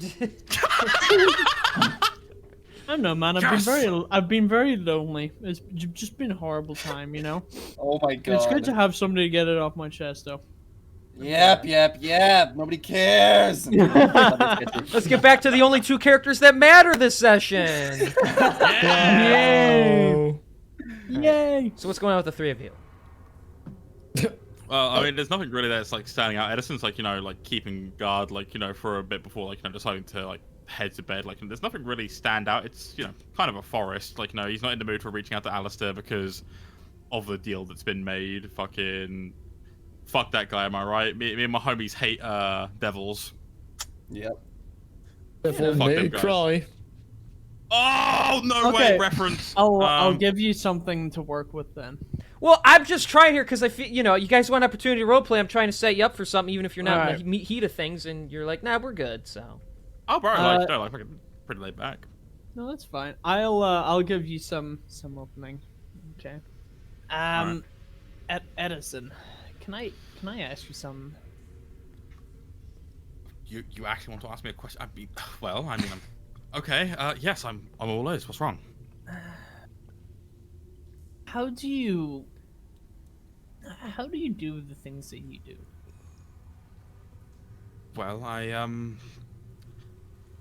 Well, first, that's a tricky question. I'd like you to elaborate. How do you mean? How do I get myself out of bed in the morning? How do I continue to face the day after day, despite what's attached to my body? How do I, put the needs of others before myself?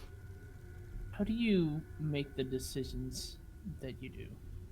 How do you realize what needs to be done in times of crisis? and even identifying a time of crisis.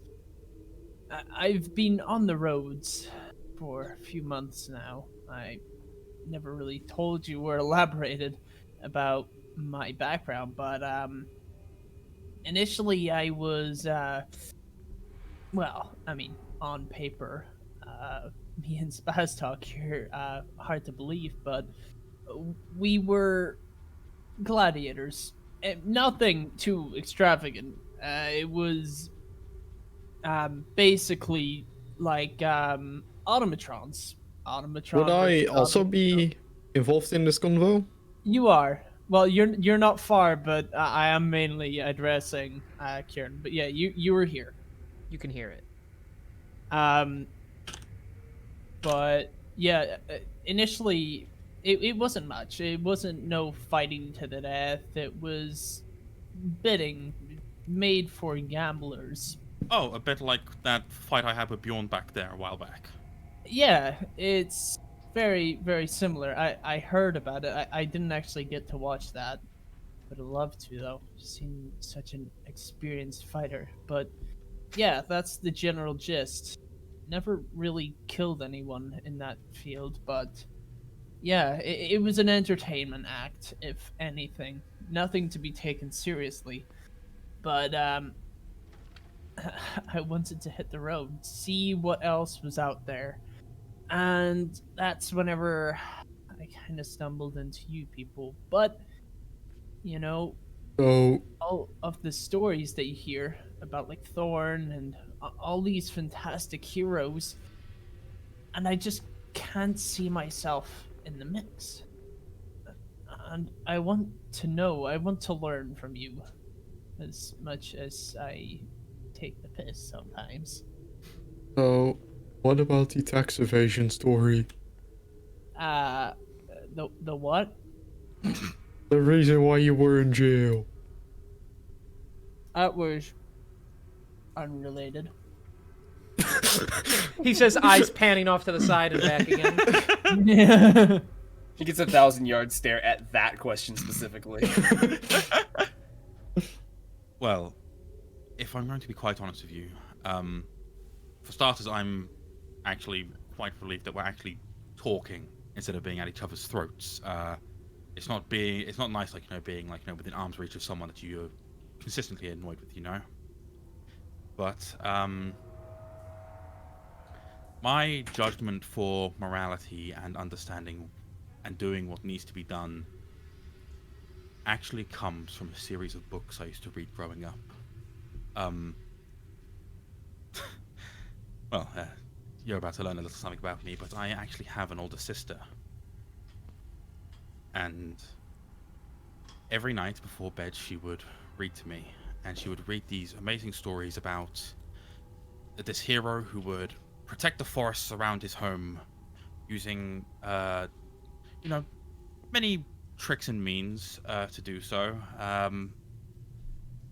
And there would always be parts of the books that would always leave you kind of questioning if what he was doing was right.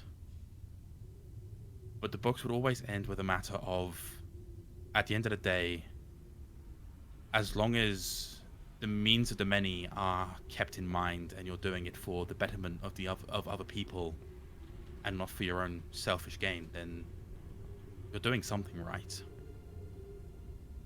And admittedly, like, that view can be warped and perceived. Like, some people can be like, oh yes, I'm doing this for the better for everyone, but be taking out half a civilization for the sake of quelling overpopulation or something.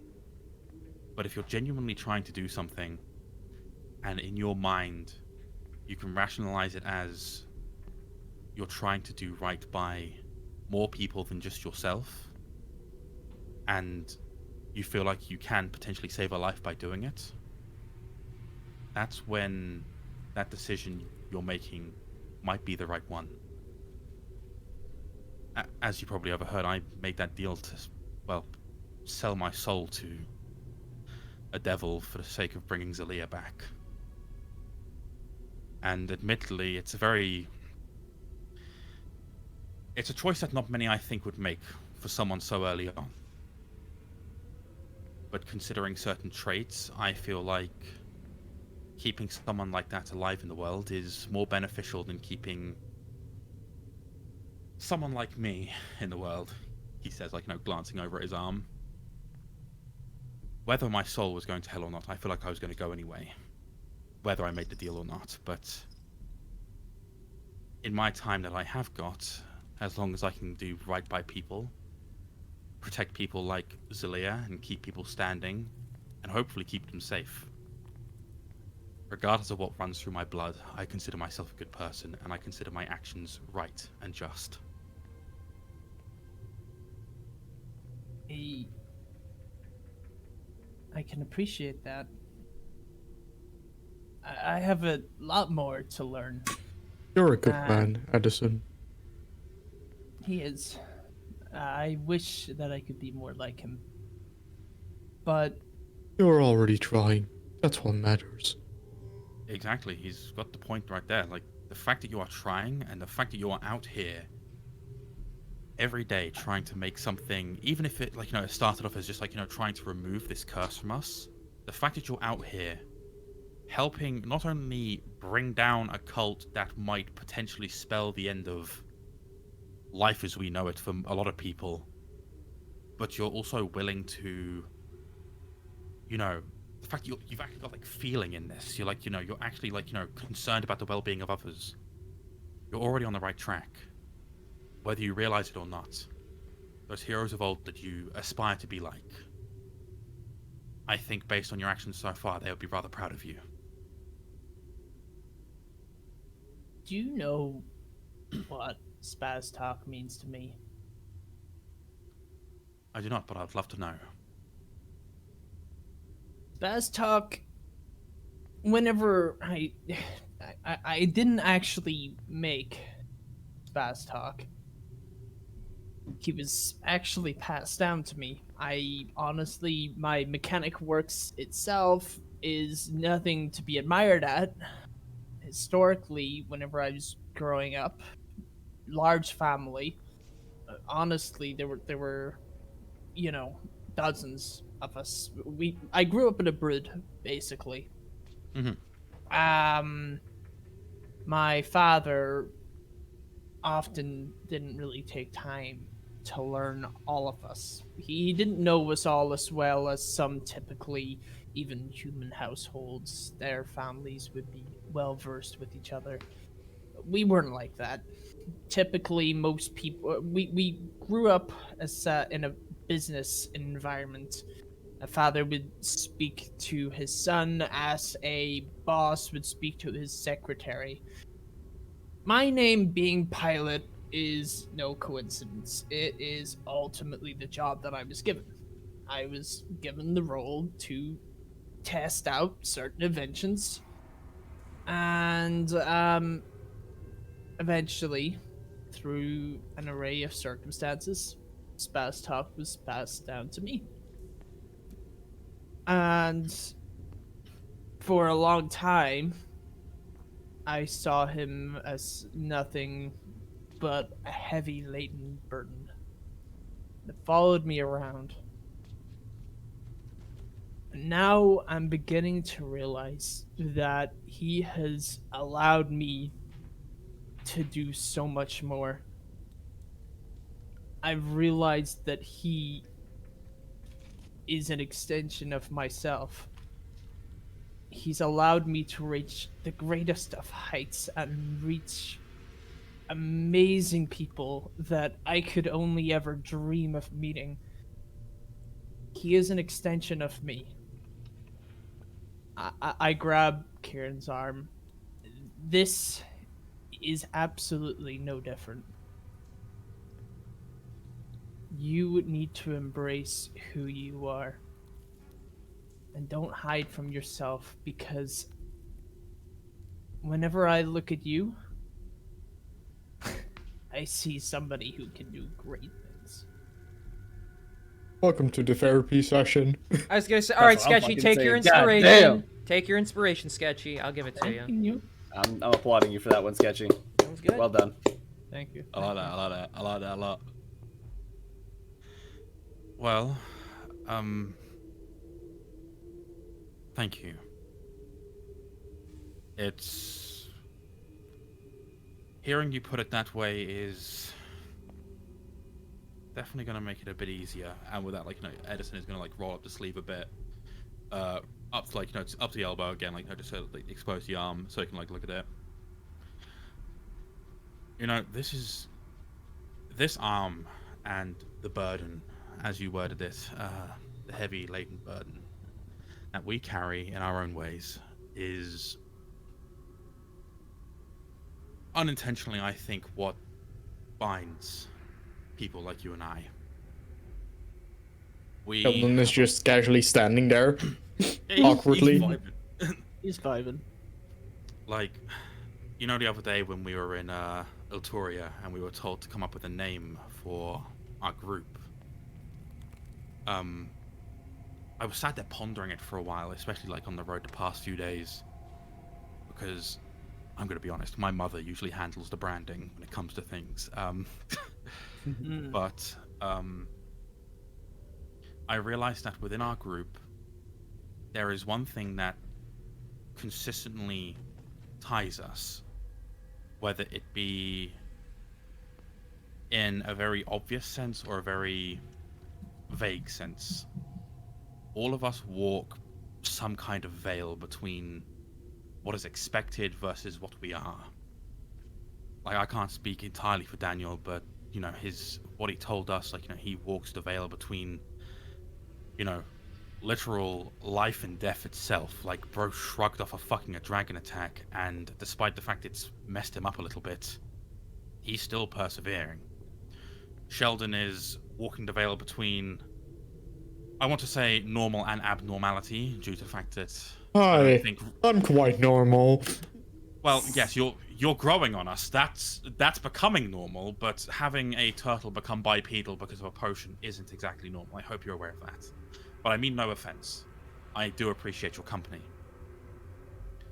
Zalia currently, walking the veil between life and death itself, but she also crossed the veil to get from her reality to ours. Like the literal planes, the veil that separates them. I walk the veil between, humanity and infernal heritage. And then there's you. You crossing the veil from being just a tester, a fucking means to an end for a potential family business and inheriting a machine, and crossing that veil into heroism.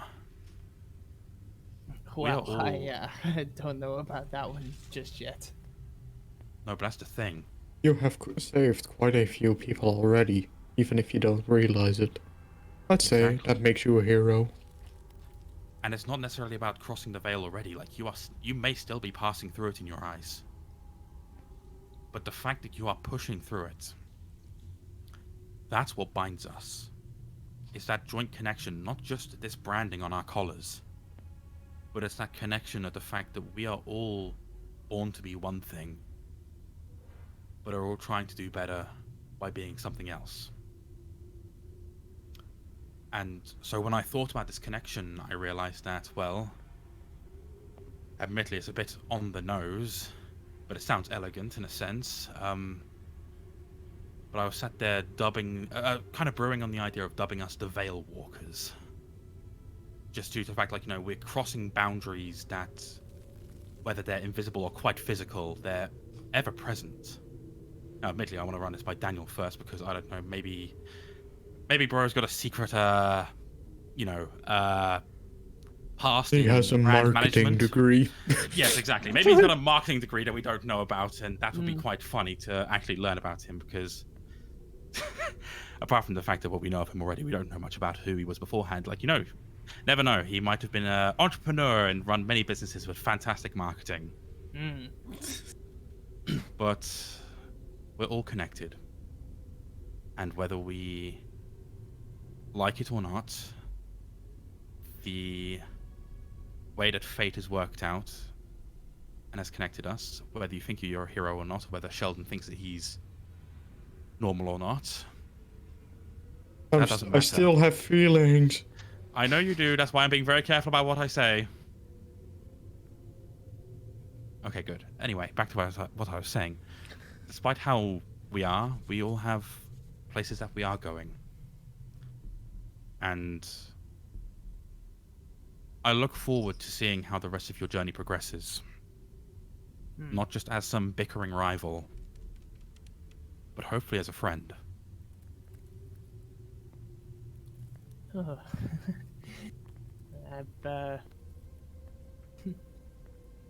I've never had a friend before.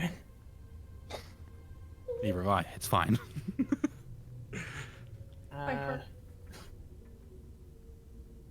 Thank you, Edison. Thank you so much. You don't need to thank me, man. It's fine. Even with that devilish arm, you still can't pull up a good fight, huh? Well, shut the. You know, I was beginning to like you. I'm getting. I want to. Can I retract my statements, please? No. I'm gonna run and just jump out of the mech and just give him a massive hug. Aww. Aww. Adorable. Goblin trap. Don't ruin the moment. Suddenly, all three of you fall to the floor. Edison, it's like as I'm gonna feel it back. Edison, where's your wallet?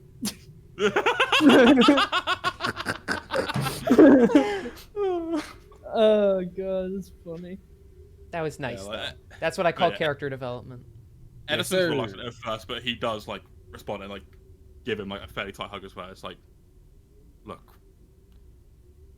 whether you like it or not, you are stuck with me until this marking is moved, or until further. But if you ever need a hand, if you just ever need someone to talk to, I'm here for you. And that goes for you too, Sheldman. I'm here for you as well. The name is Sheldon, not Sheldman.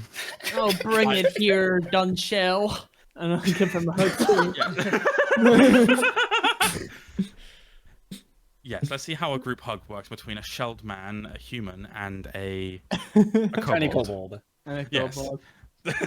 If you want, I can get Spaz talking, but I Nope, think he will crush you all. But yes, I prefer my ribs remaining Yeah, intact. that's probably for the best. Yeah.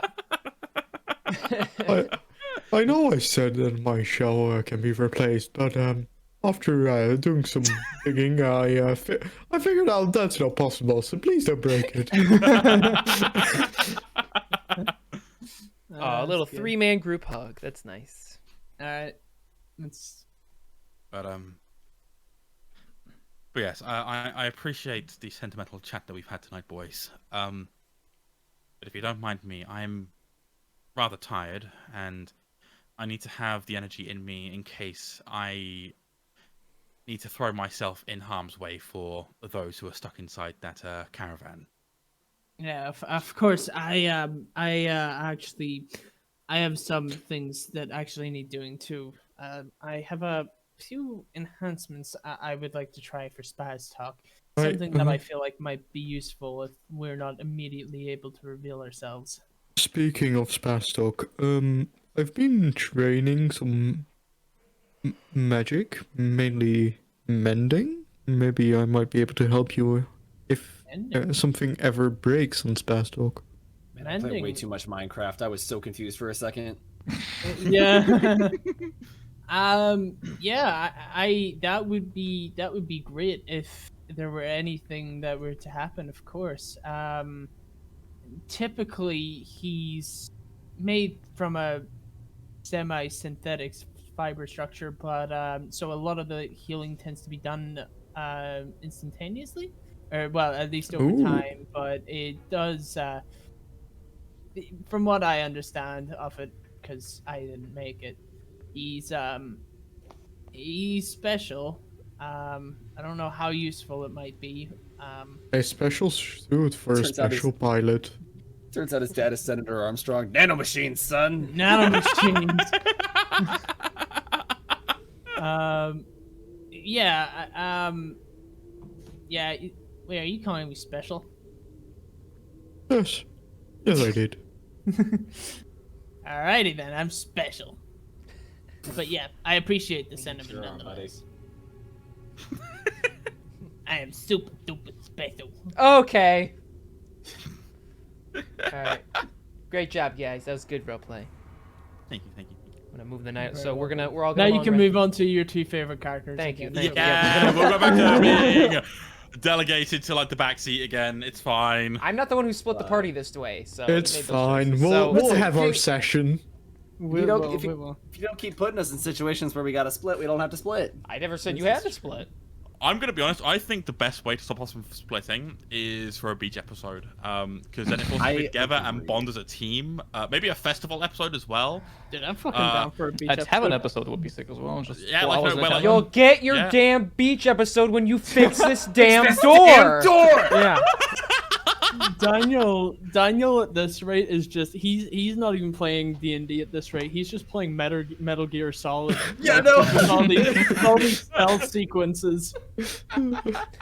You'll get your beach episode eventually, but until then, plot. So anyway, so we're going to the next day. 77 days remain. Joy, get the picture ready. I'll let you wear them on, baby. All right, so we're down to 77 days already, baby. That's what we're talking about. All right.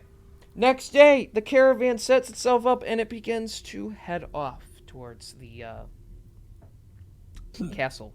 The rest of you are close behind. As you're walking, the 3 of you actually trailing from a distance, you begin to hear some kind of sound. Like it's close, but it also sounds distant. You just hear. Oh no. Oh. Oh god, who could this be? Poor now? man. All right, so let's take a bet. Who is it going to be, Pole Man, or is this going to be fucking Lloydian? Like Lloydian. somehow, No way Lloydian followed us all the. I refuse to believe that. like, do you reckon he's on like some kind of like special elven substance, just like got him like the energy burst to like get out here as quick as he can? No, That'd be better fucking be Paul insane. Man. Love that guy, Paul Man. Pole man. I've known him It's for not- all of 5 seconds, sassed him like crazy, and I love him. Okay. But if anything were to happen to him, I'd kill everyone in this room and then myself. Okay, Rosa. I'm sure he'd appreciate that. So you guys hear this panting sound that sounds kind of distant. How do you respond? Well, of course, Edison's going to do the Edison thing and just wait and turn around to like see who's panting and like who's running at them.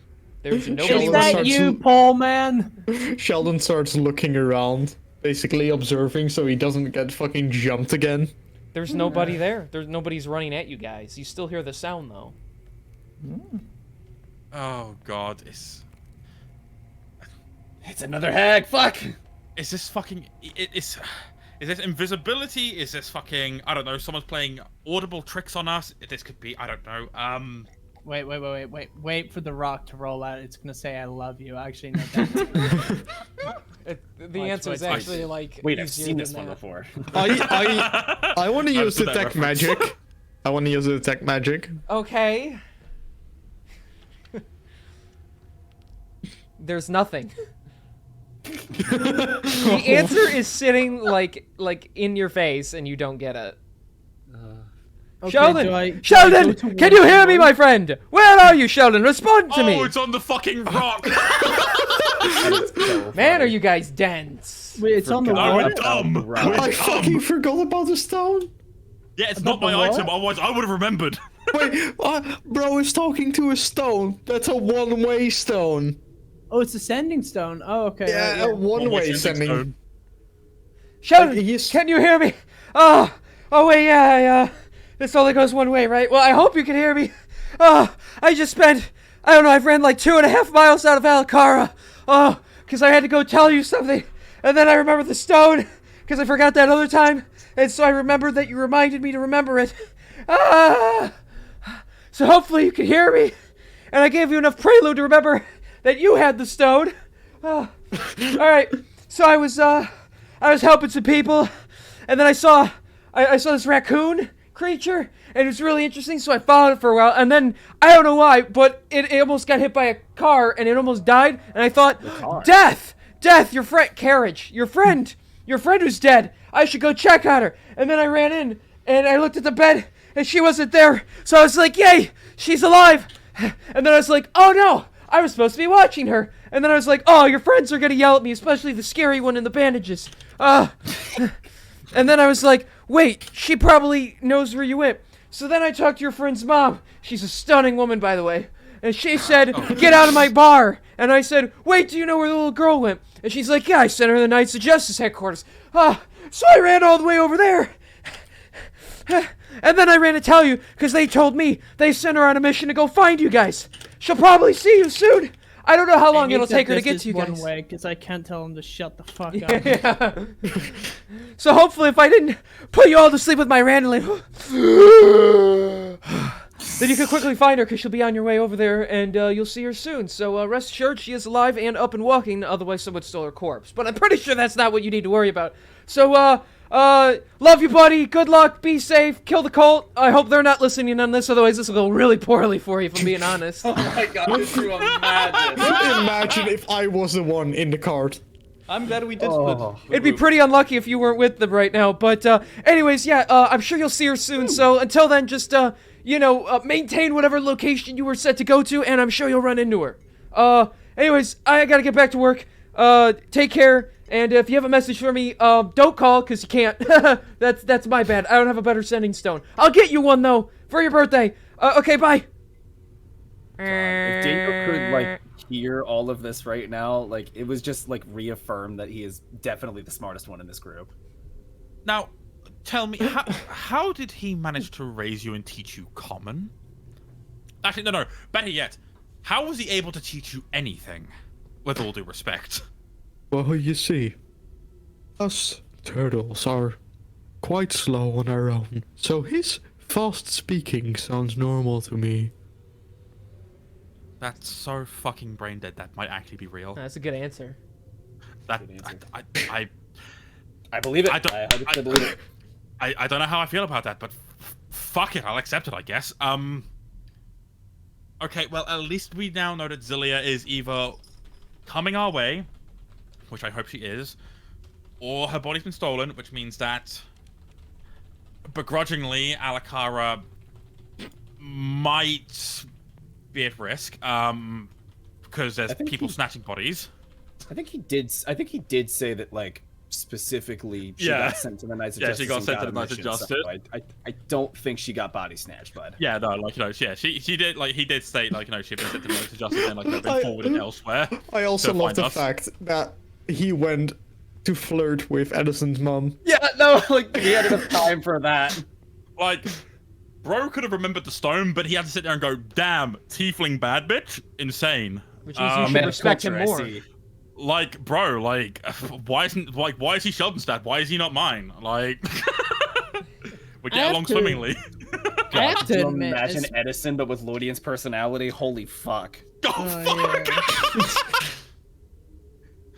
Hold on. I have to admit, like, even though, I have to admit, I'm happy enough if he talks quick, because then he gets to the actual useful stuff. Given that 80% of what he says is just complete nonsense. I agree.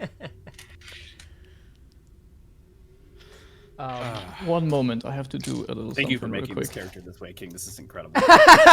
You are welcome. I love this so much. Bro, Edison, you hear in your mind. Oh no. Zelia actually talking to you. You get a little message saying, "You have explaining to do. I'm on my way. Don't get into too much trouble before I'm there. I miss you guys." Well, she's alive and well, and that is all that matters. That means my sacrifice was not in vain. That's a fucking W. No, whatever that we is. have to hope that your sacrifice didn't give any side effects. And no harm, but in my experience, whenever a woman says you have some explaining to do, that is, you're gonna wish you were dead. Edison just shrugs. He don't give a fuck. He's just glad that she's back. I'm kidding. I am too. Oh wait, I just realized I didn't. It's gonna be even funnier. It's gonna be even funnier if she kills him.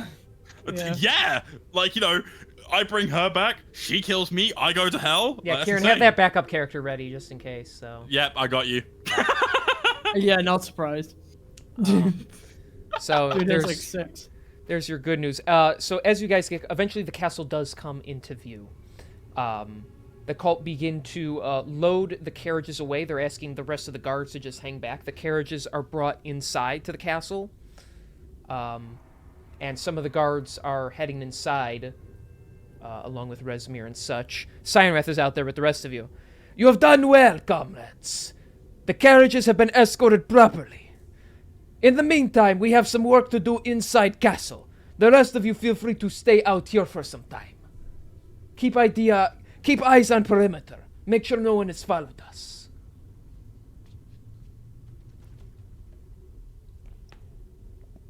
All right. Well, And he's gonna head in too. So, after that, I think. So looking towards Kite. Sorry, I kind of hoped there would be a better opportunity to get in there and look for what you were after.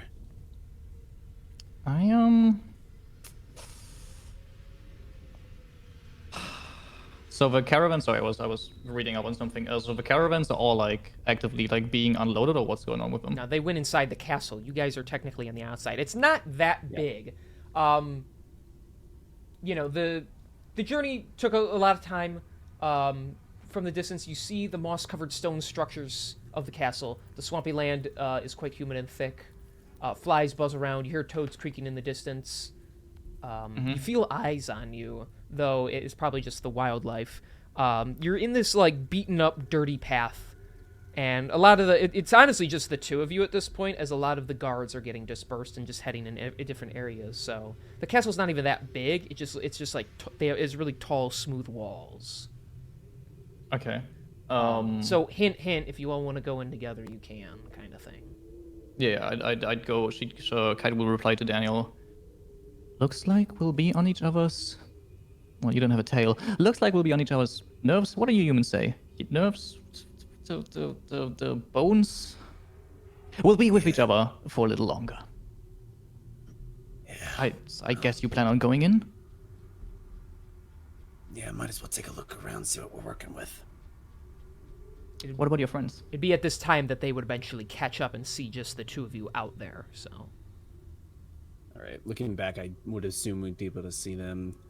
All right. And there's nobody, I'm assuming, looking in this direction, correct? Currently, no. Everyone else is away, so you're good. All right. Let's meet back up with them real quick. And I'll start walking over towards the group. All right. Yeah. Reunited at last. Wow. Oh, my bad. God. Well, it's been a while, Mr. Forger, hasn't it? To see you all are still alive and kicking. Did you manage to find that girl I've told you about? She, we found her, but unfortunately she had her throat slit. But we did make sure to mark, the way to her body along some trees, so if someone was to stumble across her, it would be much easier for them to recover her for a proper burial. That's good. And that confirms what the one halfling was saying when she was here. These cult members were most likely picking off.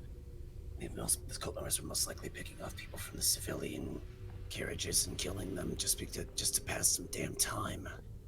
Fucking bastards. Now, while we are here, and I would absolutely love to charge in there and show them what for, I would encourage we wait for a moment. Well, at least as long as it takes.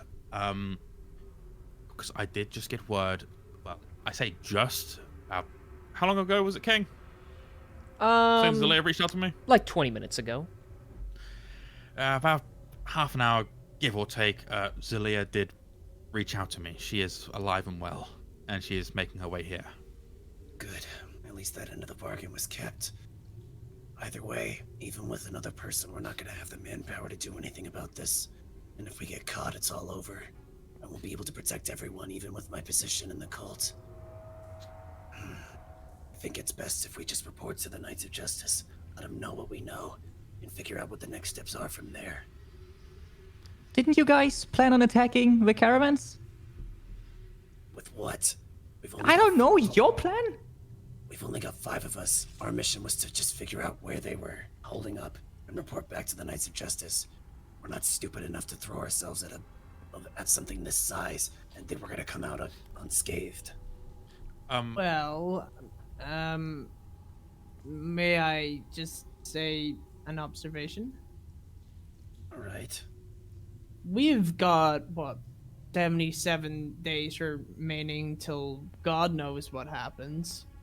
We just spent about 5 of them coming here. Now, the Knights of Justice, sure, they'll give a damn about the cult, but I don't know how much they care about our situation. Couldn't Doesn't hurt matter. just to spend a bit Severance. more time here doing something and then being able to get back. Just seems like a better use of our time. Severin's not even here. I doubt he's anywhere even near this area. Some of the cult is breaking off to go somewhere else, so at least their numbers aren't as big. I guess the one thing, I guess if we wanted to stick around here for a little bit, we could have you guys camp around the outskirts while Kite and I figure out if we can find that book for her. I would appreciate that. Well, if that's the case, then I do have one question that I'd like to ask, because like I've been, like, you know, as like we had like discussed this previously, but like now that you've spent a bit more time with them, maybe you have like a bit more insight. But what is this? Is this like, you know, more of like a main base, or is this purely just where they're hoarding stuff? Because I'm theorizing that this is purely just a hoard. I mean, look, like we got the walls, we got the fortifications. Like, if I was to hide shit, it would be inside a fucking castle. Your intuition is correct. This place was a castle. This place was a castle from long ago that was taken over by a group of. Taken over by a bunch of creatures that live in the swamp. They're using it as a base to keep all of their stuff, all of their valuables, so that way they have a place that's pretty much not ever really going to be, what's the word? Investigated by the humans. What relationship do they have with these creatures? Don't know. All I know is they made some sort of deal. I don't know what they gave him in return, but I can't imagine they're enough of a threat that the cult wouldn't handle them if they couldn't do so. No, that's true, but couldn't hurt to make it harder for them to keep it. If the cult really did want to hold their stuff there, in my eyes, there'd be very little reason not to just eradicate the creatures and keep it completely for yourself. The fact that it's still in the creature's control shows that they have some stakes in what's actually going on there. Compromising that relationship could be meaningful to us. You think if we pull something similar to like what we did in the camps? Possibly. Get them to turn on each other? We'll need to find out more about the creatures. Did you catch what the name of them were? King, I may have to roll a history check for that one, because I think you will, because I did, or Resmir did say it, so. Yes, she did, and that was my fault for not writing it down. It was my D20. Okay, I'll do a check as well to see if I know what that creature is. 23. Okay, they're bullywugs. Bullywugs, thank you. Can I do what kind of check do you want me to do if I were to try and unearth some information about one of those? So you want to know what they are? Yeah. Yeah. Then I'll need a nature check. Oh, a nature. Oh shit. Oh no, my nature's pretty good. Damn good. That's You got high intelligence, so. 7. That's a 12. 12. Not that great. They are humanoid frog people that typically live in swamps, and they're normally very tribalistic. That's about all you're going to get off of a 12. Yeah, they're, I'm familiar with them. They tend to stick around swamps, that sort of jazz, so this wouldn't be unlike one of their habitats. They do tend to be tribal in nature, so probably a tight-knitted community. I don't know why a tribal community such as theirs would be so invested in an intruder. It must be one hell of a deal. That. Yeah, more than likely they're offering, if they're tribal, they're more than likely offering some sort of, and I'm using air quotes when I say this, advanced technology that they could use. That, or they're guaranteeing them safety from anybody else who might want to try to come in. Possibly, but wouldn't hurt maybe sowing a few seeds, reaping a little information. Finding out a bit more about that. Because the other thing as well you have to think about is if the bullywogs really are innocent in all this, we don't want to come down on them whenever we're attacking the cult either. If it is a protection game. Well, I suppose I can see what I can find out on the inside. I suppose that means well, I doubt any of you can get word to the Knights of Justice fast enough. But Is there still, well, curse that fucking sending stone. Is there any way that we could familiar? I was about to say, yes, the closest we could probably get is not familiar, Daniel.